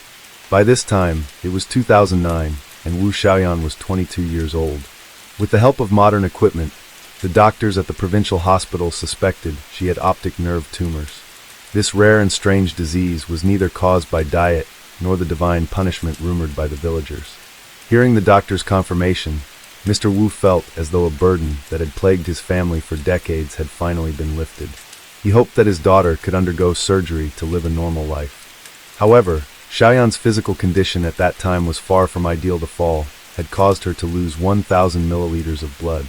The doctors were very concerned about her condition, as she had lost nearly a quarter of the total blood volume in the human body. This was an extremely dangerous situation because any delay could have been fatal for the patient. Since the swelling on her face had ruptured, the best option was to proceed with surgery as soon as possible. Hearing the doctor's remarks, Mr. Wu felt overwhelmed. He desperately wanted to arrange surgery for his daughter as soon as possible, but the family had completely run out of money. They were just farmers, and when Xiaoyan's mother fell ill, their expenses had suddenly skyrocketed. Even with Mr. Wu taking on extra work outside, their income was insufficient, and they occasionally had to borrow money from relatives. While Wu Xiaan was fretting over the cost of surgery, a doctor suggested letting journalists report on Xiaoyan's condition. Through this, they could receive donations from people across the country. After learning about this suggestion, Mr. Wu wanted to try it, but feared that his daughter would feel ashamed if she found out. His daughter was only 22 years old, and he worried that being filmed and interviewed by many people might embarrass her because of her horse-like face. However, faced with the harsh reality of his wife bedridden from a brain hemorrhage, he had no choice but to tell Xiaoyan about going public with her story. Upon hearing this, Xiaoyan expressed her willingness to be interviewed and allowed reporters to film and make a feature story about her. Mr. Wu, knowing he couldn't afford the expensive medical costs, also agreed to be interviewed to share his daughter's life story. Once major media outlets began reporting, the news about the strange horse-faced girl spread like wildfire across Zhejiang province. The story even circulated throughout China, with numerous articles calling for donations to support the father and daughter. Some people were curious about Xiaoyan's horse face, but many expressed sympathy for her and compassion for the poor family. Within just a few weeks, over $11,000 was raised for the horse-faced girl to undergo surgery. However, when they returned to the hospital full of hope, the doctor expressed uncertainty about the surgery's success, as the chance of recovery was only 0.1 per thousand. This statement felt like a cold splash of water on the heartbroken father. The doctor at the provincial hospital suggested the father and daughter go to the Sun Yat-sen University-affiliated hospital in Guangzhou. It was a facility with many skilled doctors and advanced equipment capable of performing the surgery successfully. At the same time, Xiaoyan's story was covered by Liaoning Satellite Television, Guangzhou Daily, and other media outlets. Hundreds more people donated to the poor girl, and the family received an additional $25,000. This money helped the father and daughter embark on their journey to Guangzhou for diagnosis and treatment. In early March 2010, Mr. Wu took his daughter on a train to Guangzhou, the longest journey Xiaoyan had taken in 14 years. One day in March, a peculiar girl arrived at the outpatient building of the Sun Yat-sen University-affiliated hospital in Guangzhou. The petite girl wore a pink scarf over her head, which piqued the curiosity of both doctors and patients. When she met the doctors, she explained that she had to cover her head because she felt too ugly and feared scaring others. Hearing this, the medical staff present felt even more intrigued. With the encouragement of the doctors, Xiaoyan hesitantly lifted her scarf. Daughter, Liao Guiqin, the head of maxillofacial surgery, was shocked upon seeing the patient's nearly completely deformed face. In all his years of medical practice, it was the first time he had encountered such a case. In the middle of her face was a massive protrusion that pushed her eyes far apart, making her nose and mouth barely visible upon close examination. Her face had completely lost the proportions and contours of a normal human, resembling that of a horse.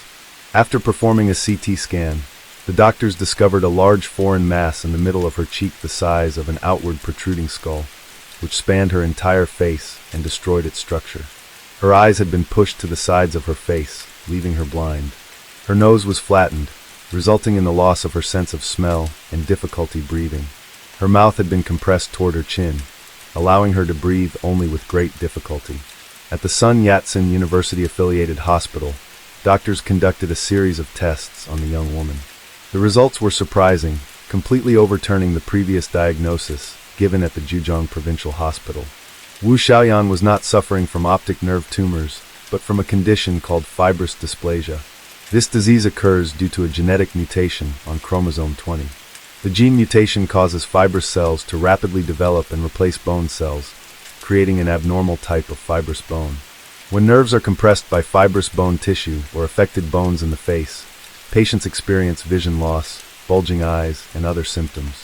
Xiaoyan's jawbone had not calcified, but over time, the fibrous bone lengthened and accumulated on her face, forming a large swelling. She had been living with this disease for 13 years, so it had progressed to a very severe stage. The doctors presented her family with an urgent solution: surgery to remove the swelling on her face, though it carried significant risks. The surgery posed a risk of death, but if left untreated, she would continue living in misery, tormented by her illness. Xiaoyan and her father thought deeply about it, and eventually decided to take the risk and proceed with the surgery. She said she didn't care about the success rate of the operation, but only knew that it was her only hope. She didn't want to continue living as the horse-faced girl, or have to cover her face with a scarf every time she went outside. The courage and determination of the father and daughter deeply inspired the doctors. Although the surgery would be extremely challenging, the medical team resolved to do their best to minimize risks and developed a detailed plan. First, they would make an incision in the center of her face to remove the large swelling, then proceed to fix her upper jaw and forehead bones with titanium plates while pulling her chin back into its original position. Next, they would clean the nasal cavity, reposition her eyes into their sockets, and use titanium mesh to secure the eyeballs in place. Finally, the excess skin in the middle of her face would be removed and sutured according to the newly reconstructed facial contours. This surgical plan, developed by specialists from multiple departments, involved using titanium plates and mesh to reconstruct the patient's face. The night before the surgery, both Xiaoyan and her father were somewhat anxious. She wanted to call her mother to inform her about the operation, but her father refused. Mr. Wu Xiaan didn't dare tell his daughter the truth that her mother had passed away a week before the surgery was scheduled. All the relatives decided to keep this secret, fearing that if Xiaoyan found out, she would suffer psychological shock. As expected, the surgery was intense and faced many challenges. From the very first step, blood gushed out like a stream, so quickly that even the most experienced doctors were stunned. Due to the massive blood loss, Xiaoyan's blood pressure and heart rate immediately dropped to the lowest levels. Thanks to the doctor's experience, calmness, decisiveness, courage, and meticulousness, Xiaoyan miraculously survived many life-threatening moments. After more than 9 hours, the surgery was a great success, with over 90% of the massive tumor on her face removed, weighing up to 2 kilograms. After stitching, her face was reduced to half its previous size. Her eyeballs returned to their normal position. Her nasal cavity allowed her to breathe more easily, and she could eat normally through her mouth. The only drawback was that her eyes remained blind because the treatment had come too late. The tumor had grown in the area of her optic nerves, compressing them and causing permanent blindness. After his daughter recovered, Mr. Wu finally told her the news of her mother's death. To everyone's surprise, the 22-year-old girl didn't cry but calmly accepted the news, perhaps because she had grown more mature after the life-and-death surgery. Over the next 6 months, Xiaoyan underwent 2 more surgeries, mainly to reconstruct her face to make it as normal as possible. Xiaoyan felt very proud because from now on, she could bravely go outside without having to cover her head with a scarf like before. After she recovered and returned to her hometown, everyone came to visit and encourage her. Charitable organizations and government agencies frequently visited and brought her gifts. Notably, Xiaoyan even found a job doing handicraft work, earning a few dozen yuan each month. In 2012, she went back to the hospital for a follow-up examination, where the doctors gave her a scarf as a gift. Everyone encouraged her and hoped that she would soon find a good man to marry. While she longed for love, she felt hesitant, believing that her blindness would make it unlikely for anyone to want to marry her. In November 2017, Xiaoyan's relatives introduced her to a man named Wu Xiaan. He was 11 years older than her and had previously suffered from polio, making it difficult for him to walk. Perhaps because both had experienced great hardships, they found many things in common and got along very well. Although Xiaoyan couldn't see Yi's face, she could feel the care and attention he gave her. Xiaoyan felt that although her boyfriend was much older, age didn't matter as long as he treated her well. In October 2018, Xiaoyan went for a follow-up examination at the hospital, accompanied by her boyfriend. She also brought many gifts for the medical staff at the Sun Yat-sen University-affiliated hospital. They were the ones who gave her a new life, allowing her to reintegrate into society with a new appearance. The doctors told her that as she aged, the tumor would grow more slowly until it eventually stopped developing. Although the tumor wouldn't metastasize, there was still a risk of recurrence, so she would need to visit the hospital for checkups 3 to 5 times a year. Currently, Xiaoyan and Li Miao are married and have a child together. The story of the horse-faced girl, who had to cover her head with a scarf for 13 years whenever she went outside, ends here. Case 10. Nancy Marie Benac was born in Grass Valley, California. She spent her childhood years in the School of Hennessy, later moving on to Nevada Union High School, where she excelled in athletics. She played softball and handled the role of song leader during her school songs and other festivities. Bowling was her leisure activity of choice, and she loved practicing this hobby with friends and family alike. Even though her figure was relatively slender, Nancy had quite a fierce appetite, according to her sister Linda Cox. After graduating from beauty school, Benac started working at a beauty center situated on South Auburn Street. A friend of hers persuaded her to come with her on a trip to Hawaii. There, she found employment at another beauty salon before returning to California, where she secured a position as a court reporter. If only she knew the gruesome horror that awaited her upon her return. On the night of October 25, 1970, Nancy and her fiancé, Faris Salami, returned to her apartment after a social outing. After spending time with Nancy, her fiancé went home later that same evening. In the few days preceding her untimely passing, Benac spent the majority of her time with her fiancé, Faris Salami, who was chief public defender. In fact, the two were planning to marry within weeks of that evening. According to what Salami told detectives, Nancy was lying in bed when he said goodbye to her at approximately 11:30 p.m.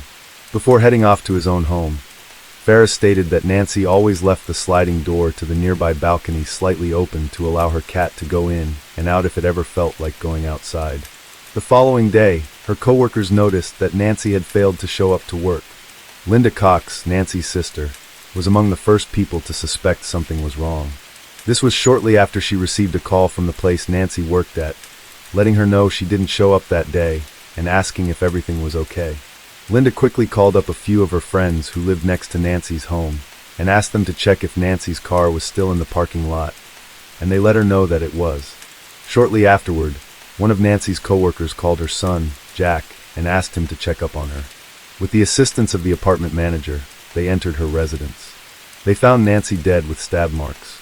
Upon arriving at the scene, deputies discovered that this case had many parallels to Judith Hikari's murder, which occurred earlier that year. Both women were nearly the same age and resided less than a mile away from each other. Furthermore, they were both getting married soon. Other than that, deputies weren't able to find anything else linking the two cases together. Following Nancy's murder, the sheriff's office interviewed over 500 potential suspects.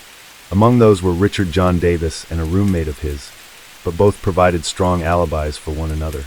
Davis, who lived across the apartment complex from where the crime took place, was 27 years old at the time and had a history of being an unstable alcoholic who was prone to violence. Still, investigators didn't have a strong reason to suspect Davis, as the evidence led them to believe that the attacker must have gotten into a car and driven away from the area after killing Benac, which indicated the man was, most likely, an outsider to the neighborhood. While this was happening, crime scene investigators were working hard to determine what exactly transpired on that fateful night. It was later theorized that during the evening of October 25th or early morning hours of the 26th, a male, likely suspect, entered Nancy's apartment by climbing up to the second-story balcony and through the open slider. The man clambered over the balcony with duct tape on his fingers to hide his fingerprints before breaking into Nancy's residence. To accomplish this, the killer had to be agile, which meant the culprit must have been young, most likely under the age of 30. Furthermore, an ominous trail of crimson-red blood was found running from the balcony, across the sidewalk, and ending in the parking lot. This led investigators to believe that the suspect may have left with a knife wound, since the blood trail leading out of Nancy's apartment indicated a cut most likely sustained on either the hand or arm. Although crime scene investigation methods have vastly improved since 1970, back then, technological limitations hindered what investigators could learn from examining a crime scene. For example, while analysts could identify someone's blood type, sadly, that was about the extent of it. In 2004, almost 40 years after Benac was killed, a new ray of hope emerged. Investigators were able to develop a DNA profile using samples from Nancy's apartment. For many years afterward, law enforcement ran the offender's DNA through state and national databases on a weekly basis. Unfortunately, all attempts proved rather pointless, as the suspect either seemed to have given up his life of crime after his latest murder, or somehow managed to avoid being caught while staying under the radar for decades. In a semblance of hope, Nancy's family had soon begun to vanish once more. Then, a year later, in 2005, homicide detective Mickey Lynx began looking for Nancy's killer. Mickey would go on to retire a few years after, but continued to follow the case closely nonetheless. In 2019, she rejoined the investigation as a volunteer, determined to help Nancy's family find comfort and bring her murderer to justice. Then, in November 2019, the Sheriff's Office and District Attorney's Office launched a forensic genetic genealogy investigation. They uploaded a DNA profile onto the open-source genealogy website in an effort to hopefully find people who might be related to the suspect and narrow their search until an ideal match was found. Eventually, a source for the DNA was found, although it did not belong to anyone on the database. Police also began collecting DNA samples from all the likely suspects or their closest relatives, hoping to find a match that would put Nancy's case to rest once and for all. Among those who provided DNA samples was Davis's own daughter. During the search efforts, it would seem Lynx managed to get in touch with Davis's roommate. The roommate couldn't remember how he'd met Davis or why he moved in to live with him, but he did recall that Davis had gotten a divorce at the time, and that the woman Davis was married to later gave birth to a baby girl. Davis never made any effort to connect with his daughter later on, nor did he provide for her whilst growing up. Detective Lynx sought out and eventually met with said daughter, who was in her 50s at the time. Davis's daughter agreed to help out by giving investigators her DNA upon hearing Nancy's case. On the 13th of June, 2022, which coincided with Nancy's birthday, her sister Linda received a phone call from Mickey that would change everything. Lynx had received a sample of DNA matching that of Richard Davis from the laboratory. She followed up with the original murder casebook. With no initial, middle, or birth date attached to go by, she needed more information to solve the case. However, after finding an old listing that stated that Richard Davis was, in fact, a former resident of the same apartment complex where Nancy was murdered, all the puzzle pieces began falling into place. By running samples of the daughter's DNA against blood samples taken the night of Nancy's murder, Lynx was both shocked and relieved to find that it was a match. The truth was finally revealed. Detective Mickey Lynx's valiant efforts were what eventually led to the Sacramento County Sheriff's Office announcement, the one where they revealed that, at the time, 27-year-old John Davis was, in fact, the man responsible for Nancy Benelac's murder. Davis had never truly fled the crime scene, as police investigators suspected. Rather, he'd been living close to where he'd committed his heinous crime for years. While the truth was finally out, unfortunately, it was bittersweet, as both Ferris Salami, Nancy's would-be betrothed, and Richard Davis, her killer, had died in 2004 and 1997, respectively, meaning that, sadly, there would be no closure for Ferris nor any punishment for Davis. Still, Nancy's sister, Linda, along with her husband, Tom, was relieved to have finally learned the truth. While Richard Davis's death as a result of alcoholism-related complications meant he never faced punishment for his crimes, at least it meant that Linda and Tom could, at last, begin the healing process together, and not have to worry about undergoing a long and arduous trial that may very well have taken years. The fact that Davis broke into Nancy's apartment on the night of the murder through the slightly open glass door and covered his fingers with tape suggests that Nancy's murder was, in all likelihood, premeditated. Although Davis's motive was unknown, detectives speculated that he may have had romantic feelings for Nancy and killed her out of spite or anger upon hearing she was getting married. While Davis was later questioned by detectives alongside his roommate, it would seem that, luckily for him, none of them thought to check his arms for knife wounds. Had they done so, Davis would have likely spent the rest of his life behind bars. Furthermore, while Davis did have a reputation for being quick to anger, he still managed to avoid being added to the Cody's database. This was because he had no prior convictions except for a minor DUI charge. In a statement read by Sheriff spokesman, Lieutenant Rodney Grassman, Linda said her family was grateful to Lynx for never giving up on the investigation. She also mentioned that she had almost lost hope that the case would be solved. Linda, in a later written statement, mentioned how often she and her husband, Tom, have expressed their belief that Nancy would have loved their ranch, with all the animals roaming in the wide open spaces.